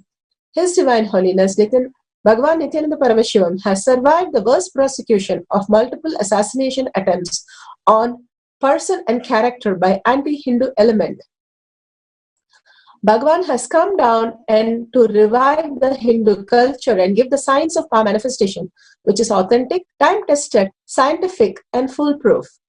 Shastra Pramanas are the Veda Agamas, the eternal, unchangeable truth revealed in the source scriptures, Hindu source scriptures. Apta Pramanas, Aptas are the Rishis, Munis, Ganas, Nanamars, Alvars, the Siddhas who are the authority of Hinduism, who lived, and they are the scientists who time-tested and verified the science of power manifestation. Atma Pramanas are the avatars who land on planet Earth, raising the humanity into new conscious space, the superconscious space. Here, His Divine Holiness, Bhagavan Nithyananda Paramashivam, this millennium avatar personal experience of each power manifestation. Shakshi Pramanas are the experience of millions of disciple, devotees, followers initiated by Bhagavan into the science of power manifestation. Here, Bhagavan has given such a beautiful sutra, the Shiva Sutra, for length and breadth dimension. Shiva Sutra 1.19. Shakti Sandhane Sariro Patihi. Beautifully he translates, by aiming and fixing the self on Shakti, uniting in oneness with the supreme power, the embodiment of that which is cognized and willed, manifest at once in length, breadth, depth, time and space. All this is possible. Bhagavan beautifully says that time and space is one dimension which is intertwined, and when you ferociously break your boredom and tiredness, you break open into the new dimension. Here Bhagavan is giving us a very strong, constant, the restful awareness space by aiming and fixing the self on Shakti. Again and again he says very clearly, if you have a strong gut, you have the strong brain. The gut, now scientifically they have proven that 90% of your brain is being manipulated by the gut bacteria. If the solid food is left in the guts, intestines, then that is the reason how our reactions, our restlessness, our thinking is being manipulated. When you are in Nirahara Samima, or you are taking the Haritaki, castor oil, Haritaki, he calls it solid gold, and castor oil as liquid gold, and do the Panchakriya, simply the gut getting cleared, simply you will be able to reflect the consciousness in your brain, rather the bacteria running your life. Now scientifically they have found out these details. By keeping your stomach, gut clean, Bhagavan says the lower three chakras are complete. The complete completion of your inner space happens, and you can simply connect to the higher reality by connecting in oneness with Bhagavan.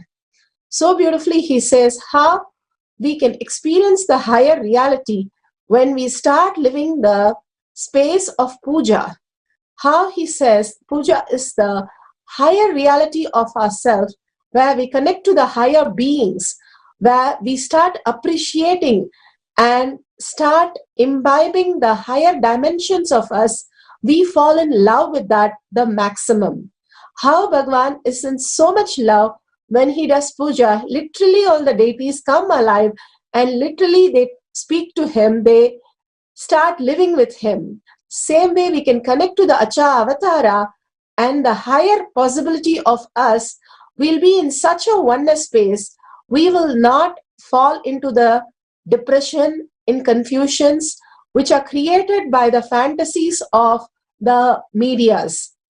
All the food fantasies, the job, the money, all that outside perception becomes reality based on the fantasies that we are given in. Rather, we connect to the puja as a higher reality of ourselves, falling in love instead of getting rid of ourselves. We fall in love with the higher dimension of us, experience the higher reality of us, connecting to the Acha Avatara. The more the Acha Avatara becomes alive in us, the more the oneness happens with Bhagavan and more power starts manifesting as reality. By aiming and fixing the self on Shakti, while uniting in oneness with Bhagavan, simply the embodiment of that which is cognized.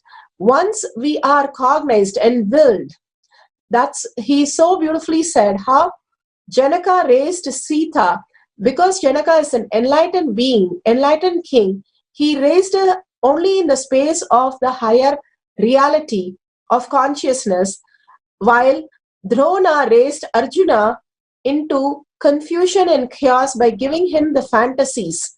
So he was always running to not be able to make a decision. When you're raised with a consciousness as your ultimate cognition and you are willed, you simply manifest the higher reality of length, breadth, depth, time and space.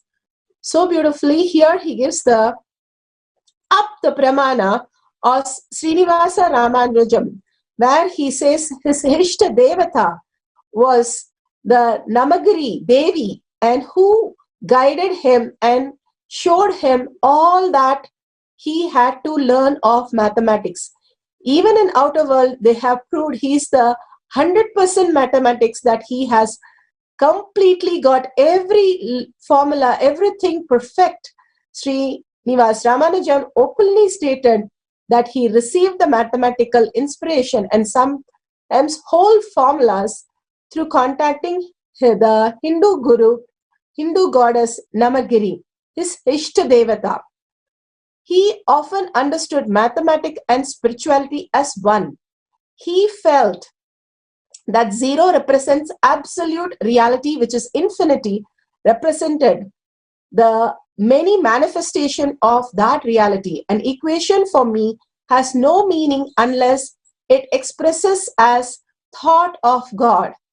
He was so much into the Achavatara of his Ishtadevata, Namagiri, making the decision based on Ishtadevata, you simply manifest the highest power, highest reality. Ramanujam was the first Indian professor to become a fellow at Cambridge University. He did nothing but he connected to Namagiri continuously, and all she had to download, he just shared with everyone. He just kept on connecting to his Ishtadevata, downloading whatever she is giving and sharing with the world. The ultimate space of oneness that he experienced is beautifully being given by Bhagavan himself in yesterday's Satsang. Bhagavan himself connected to Devi and drew the Sri Chakra when he was very young. And it was a very complex structure, but he simply could see it and download it and start carving it. And even now, the carving is still with us. Devi herself gave the darshan, and Devi birthed herself through Bhagavan as the Achavatara, and the Sri Chakra simply happened as reality. We have seen many of the Apta Pramanas and Atma Pramanas downloading when they connect to the Achavatara. Simply the puja makes all this as reality. Here we have the Shakshi Pramanas who connected to the space of Paramashiva and downloaded the President Prime Minister of New Zealand, and she got it perfectly right. When she Googled, she was so surprised to know the name without any difficulty. We have one more Shakshi Pramana who says, initiated into length dimension, I was able to see the picture on the page selected randomly when I connected to Swamiji and chanted the Mahavakya. Simply, she was so shocked to see exactly the picture appeared in her inner space, and she was able to draw. Now we are going to have the first round of length dimension, the second round of the breadth dimension. Please go ahead and write the question. You can have a question on new theories on quantum physics, string theory, quantum dimensions, and at the end of it, authentically, let's Google and authentically verify the results.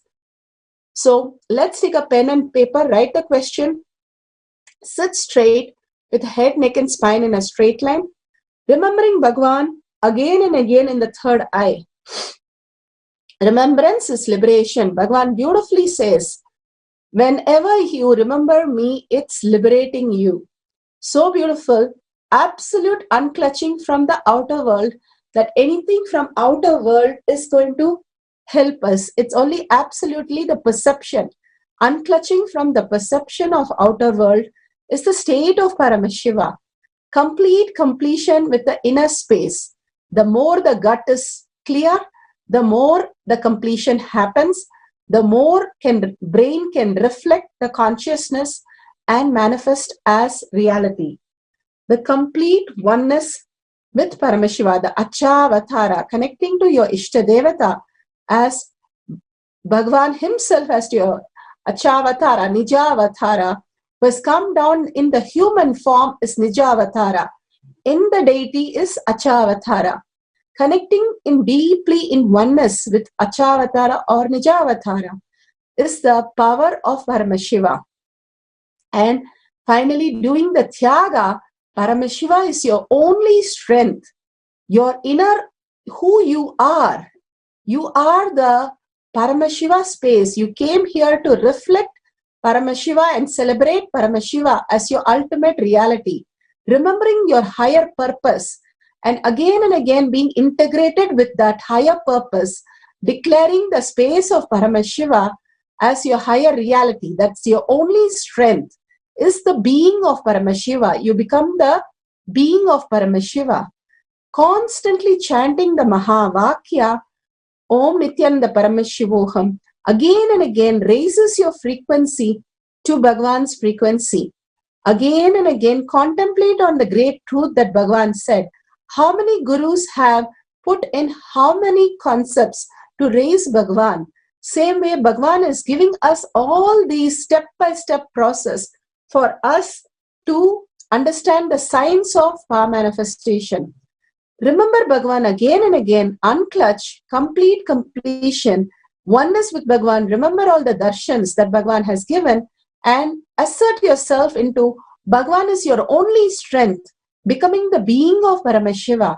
Chant the Mahavakya for 11 minutes now. Whatever the answer appear, write the answer at end of 11 minutes. We will verify it.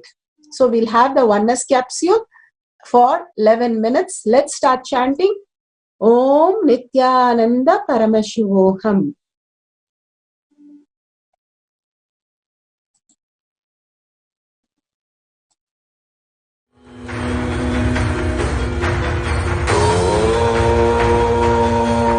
Nithyananda Paramashivoham.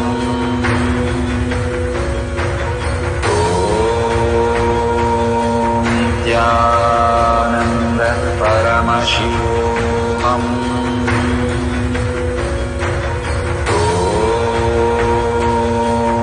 Nithyananda Paramashivoham.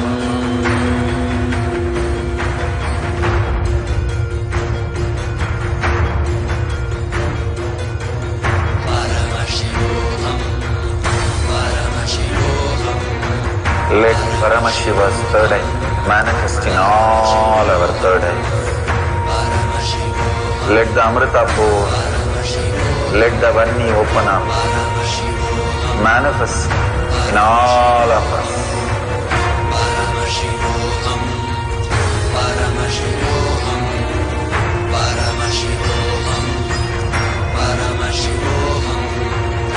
Let Paramashiva overflow, manifest the powers in all our third eyes. Om Nithyananda Paramashivoham. Om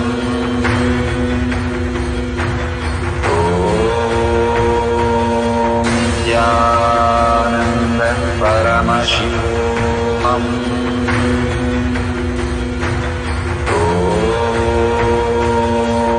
Nithyananda Paramashivoham. Om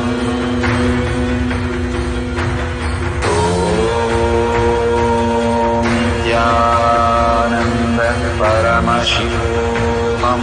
Nithyananda Paramashivoham. Nithyananda Paramashivoham. Om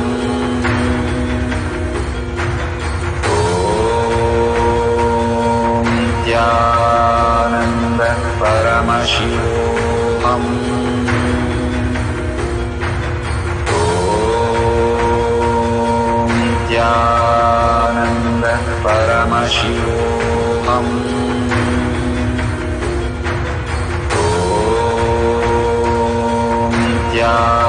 Nithyananda Paramashivoham.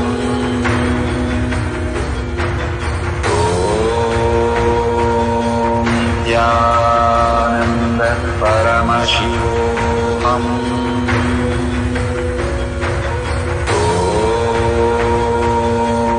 Nithyananda Paramashivoham. Om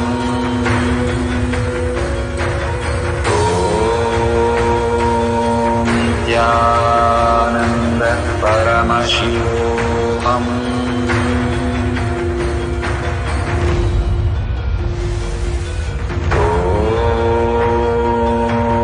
Nithyananda Paramashivoham.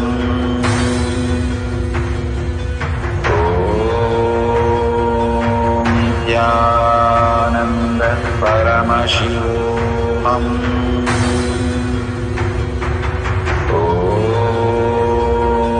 Nithyananda Paramashivoham. Om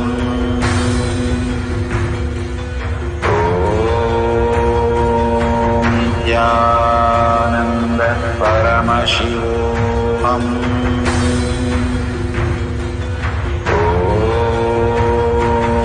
Nithyananda Paramashivoham. Om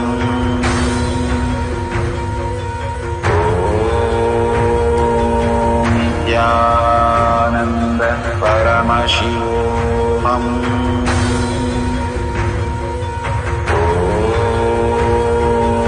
Nithyananda Paramashivoham.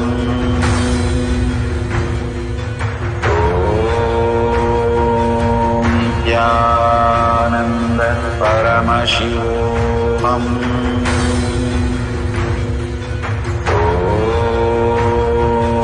Nithyananda Paramashivoham.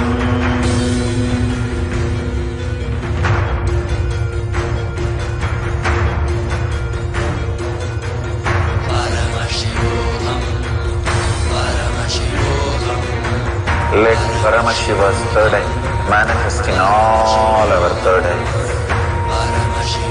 Let the Amrita pour, let the Varni open up, manifest in all of us.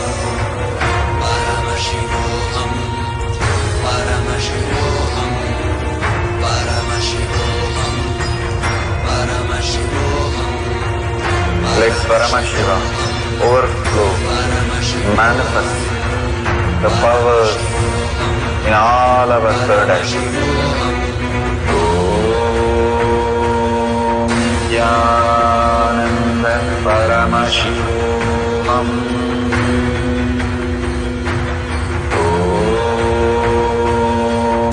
Nithyananda Paramashivoham.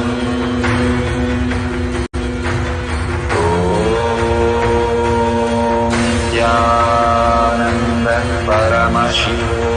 Om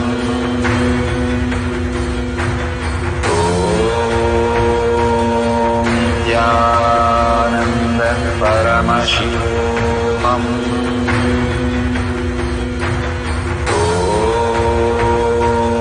Nithyananda Paramashivoham. Nithyananda Paramashivoham.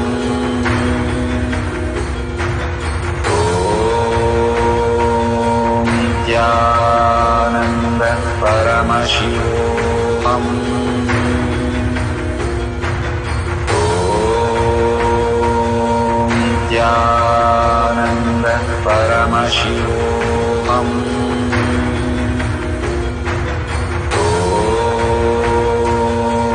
Nithyananda Paramashivoham.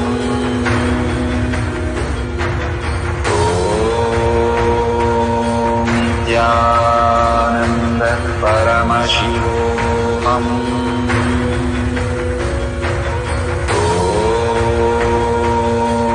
Nithyananda Paramashivoham. Om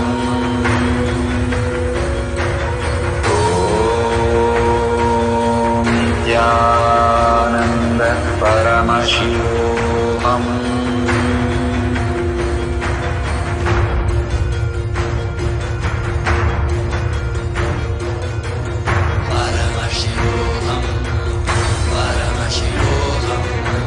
Let Paramashiva's third eye manifest in all our third eyes.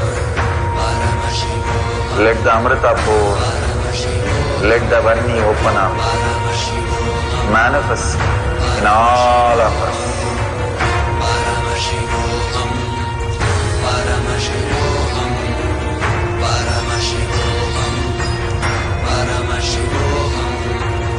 Let Paramashiva overflow, manifest the powers in all our third eyes. Om Nithyananda Paramashivoham. Om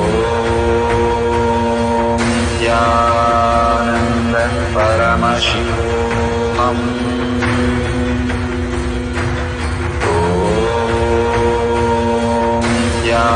Nithyananda Paramashivoham. Om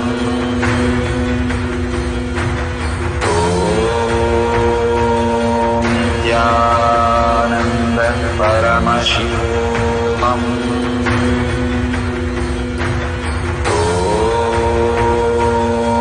Nithyananda Paramashivoham. Om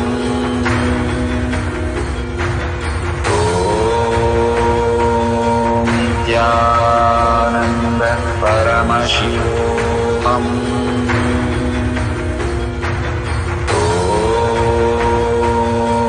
Nithyananda Paramashivoham. Om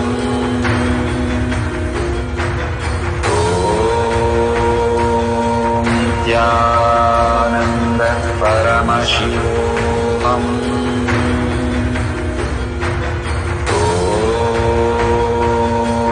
Nithyananda Paramashivoham. Om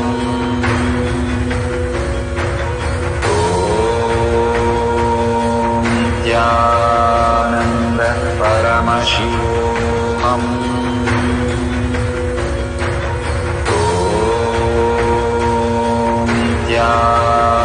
Nithyananda Paramashivoham. Om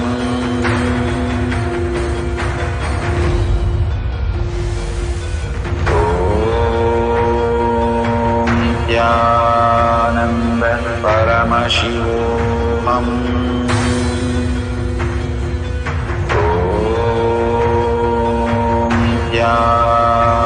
Nithyananda Paramashivoham. Om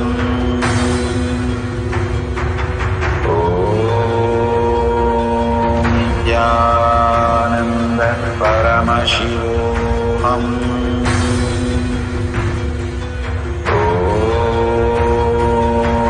Nithyananda Paramashivoham.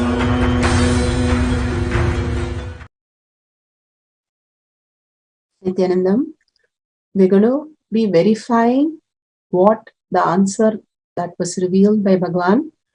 And for the second cycle, we can take a book and just in the book mark a page, and whatever the page has the color, pictures, you can draw that. And then end of the whole cycle, we can verify the diagram that is being given in the page. You can do multiple pages and diagram also. Right now, we'll take one page at a time and we will record it. Make sure you're doing a video recording so you will know the beautiful space of authenticity, and you can verify it at any time scanning through the photos and videos that you have taken. Do it with the timestamp so we know how beautifully the whole thing unfolded for you. Simply, you will be able to experience the ultimate. Let's do the second cycle. Let's remember Bhagavan in our third eye. Absolute unclutching. From the whole thing outside world, whatever we perceive that we say impossible, completely unclutched from that, and complete completion. How Bhagavan said, our guts is clean, our stomach is clean. We will be simply creating the reality and experience the oneness, the darshan of Paramashiva, and declaring your strength, that the complete integrity with Bhagavan, that Bhagavan Paramashiva is your only strength. The Ishtadevata is your only strength to manifest the powers. Becoming the being of Paramashiva, have the will persistence. Bhagavan beautifully says, the live is the being, live is the will is the living being in us. When we declare, knowing and seeing it very clearly, it happened, you will simply manifest at the chant of Paramashiva.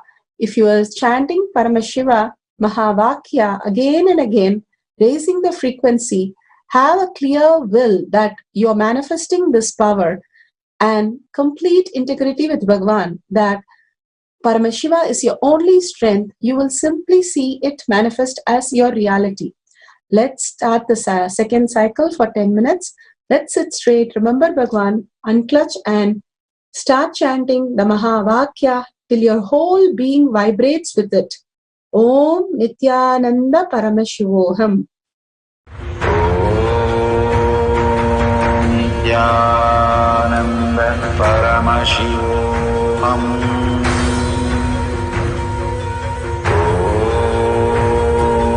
Nithyananda Paramashivoham.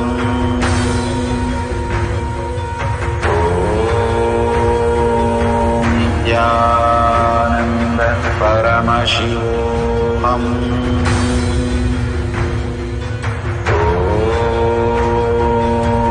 Nithyananda Paramashivoham.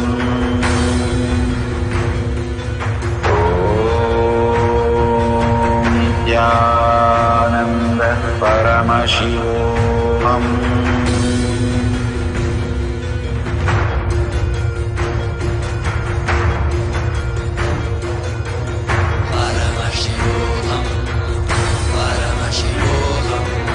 Let Paramashiva's third eye manifest in all our third eyes. Let the Amrita pour, let the Vanni open up, manifest in all of us.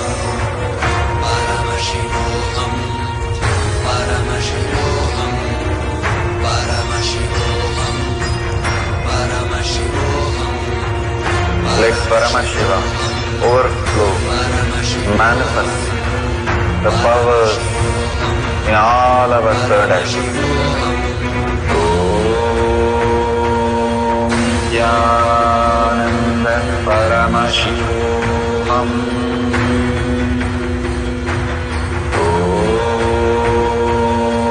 Nithyananda Paramashivoham.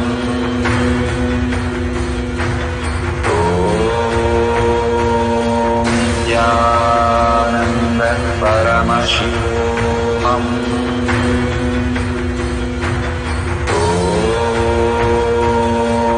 Nithyananda Paramashivoham. Om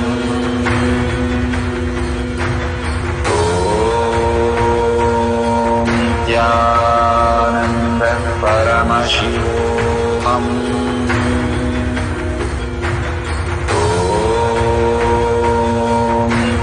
Nithyananda Paramashivoham. Om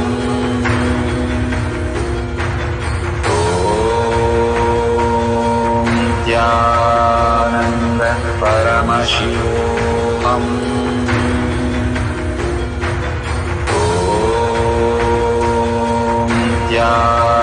Nithyananda Paramashivoham.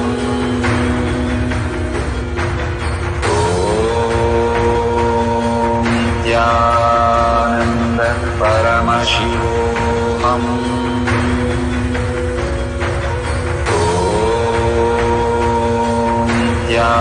Nithyananda Paramashivoham. Om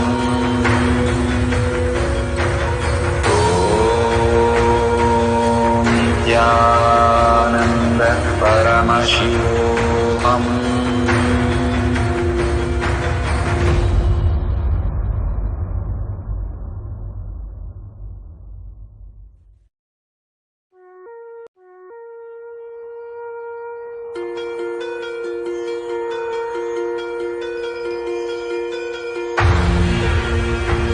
See yourself as 25-headed, 50-handed Paramashiva, as eternally 16, youthful.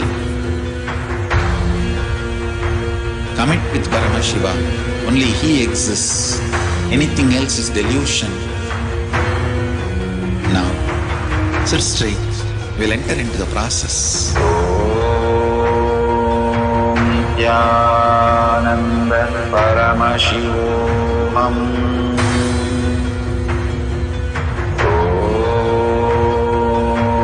Nithyananda Paramashivoham. Om Nithyananda Paramashivoham.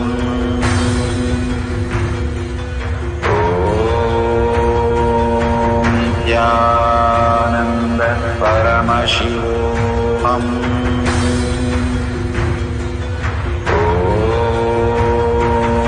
Nithyananda Paramashivoham. Om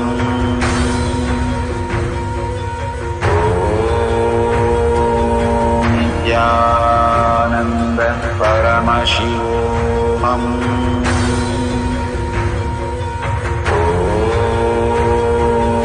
Nithyananda Paramashivoham. Om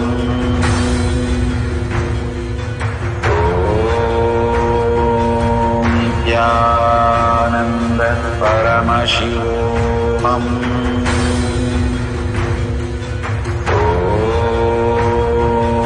Nithyananda Paramashivoham.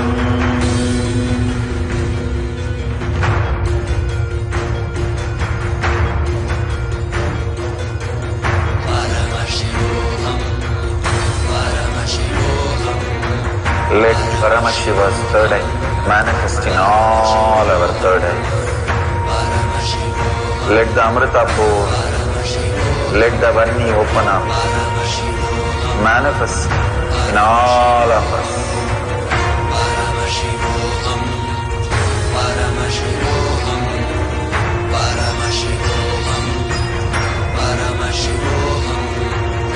Let Paramashiva overflow, manifest the powers in all our third eyes. Om Nithyananda Paramashivoham. Om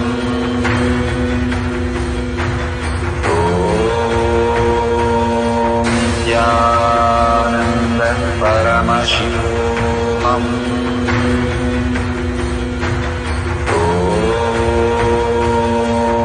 Nithyananda Paramashivoham. Om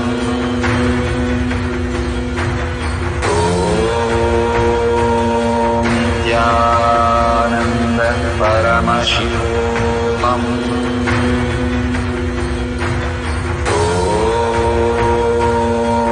Nithyananda Paramashivoham.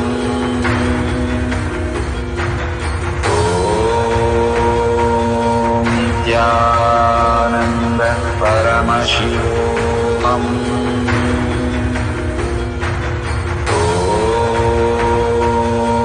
Nithyananda Paramashivoham.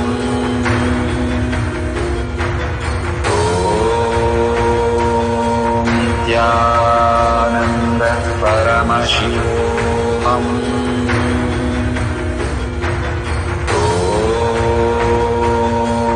Nithyananda Paramashivoham. Om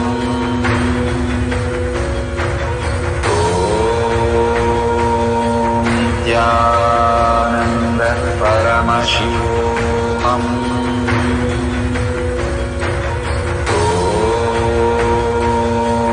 Nithyananda Paramashivoham.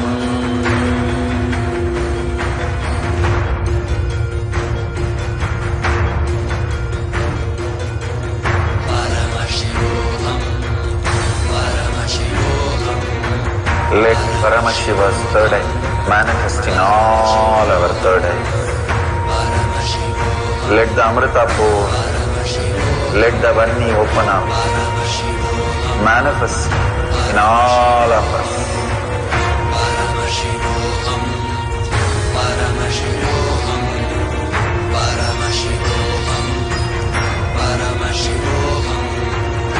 Let Paramashiva overflow, manifest the powers in all our third eyes. Om Nithyananda Paramashivoham. Om Nithyananda Paramashivoham.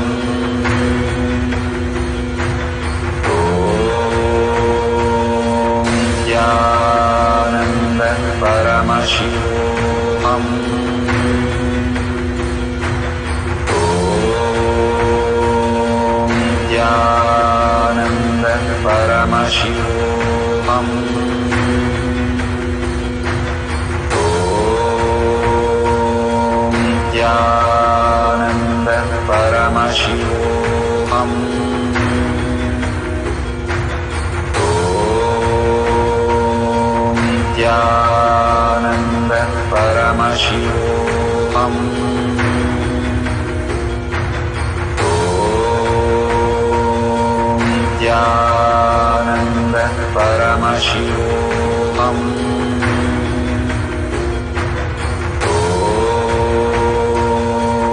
Nithyananda Paramashivoham. Om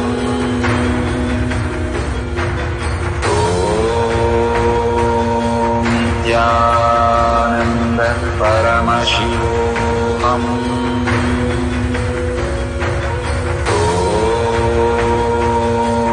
Nithyananda Paramashivoham.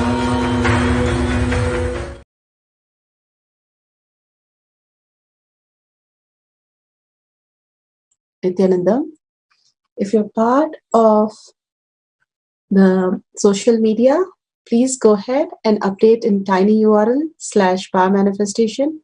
Verify the diagram that you have drawn. Like the first round, we did the length dimension. Please verify in Google the first cycle and the second cycle with the book that you're verifying, and authentically update with the timestamp and video in tinyurl.com/power manifestation. If you're part of Paramashivoham, please go ahead with your poll. Here, Bhagavan has given us the ultimate gift of experiencing the Achavatara and Nijavatara. Bhagavan beautifully says how in puja we get connected to the ultimate, the higher reality of ourselves, the being of Paramashiva, the pure space of consciousness, again and again relating to the higher self of us, enjoying that, celebrating that, going beyond the fear and greed and the fantasies, but just in the oneness space with Paramashiva gives you the ultimate space of manifesting powers. So share this with as many people and cause their reality, the higher reality of them, simply expands your reality. With this, let's surrender all the powerful cognition and power manifestation to Bhagavan's lotus feet. Again and again, when we surrender powerful cognition and power manifestation, we raise our frequency more and more and thank Bhagavan with a deep gratitude and humbleness to make this as your existential reality, your Achavatara, Nijavatara, Bhagavan himself answering every problem, every question, and he says he's completely available and completely connecting to him for everything and manifesting your life as reality. With that, remember Bhagavan in your third eye and let's complete the session with the Purna Mantra. Om Purnamada Purnamidam Purna Purnamudashyate Purnasya Purnamadaya Purnameva Vashishyate. Om Shanti Shanti Shanti. Hari Om Tat Sat Sarvam Bhagavate Sri Nithyananda Paramashivam Paduka Arpanamastu. Om Nithyanandam. Thank you for participating. See you in the next Kotiyat session. Nithyanandam.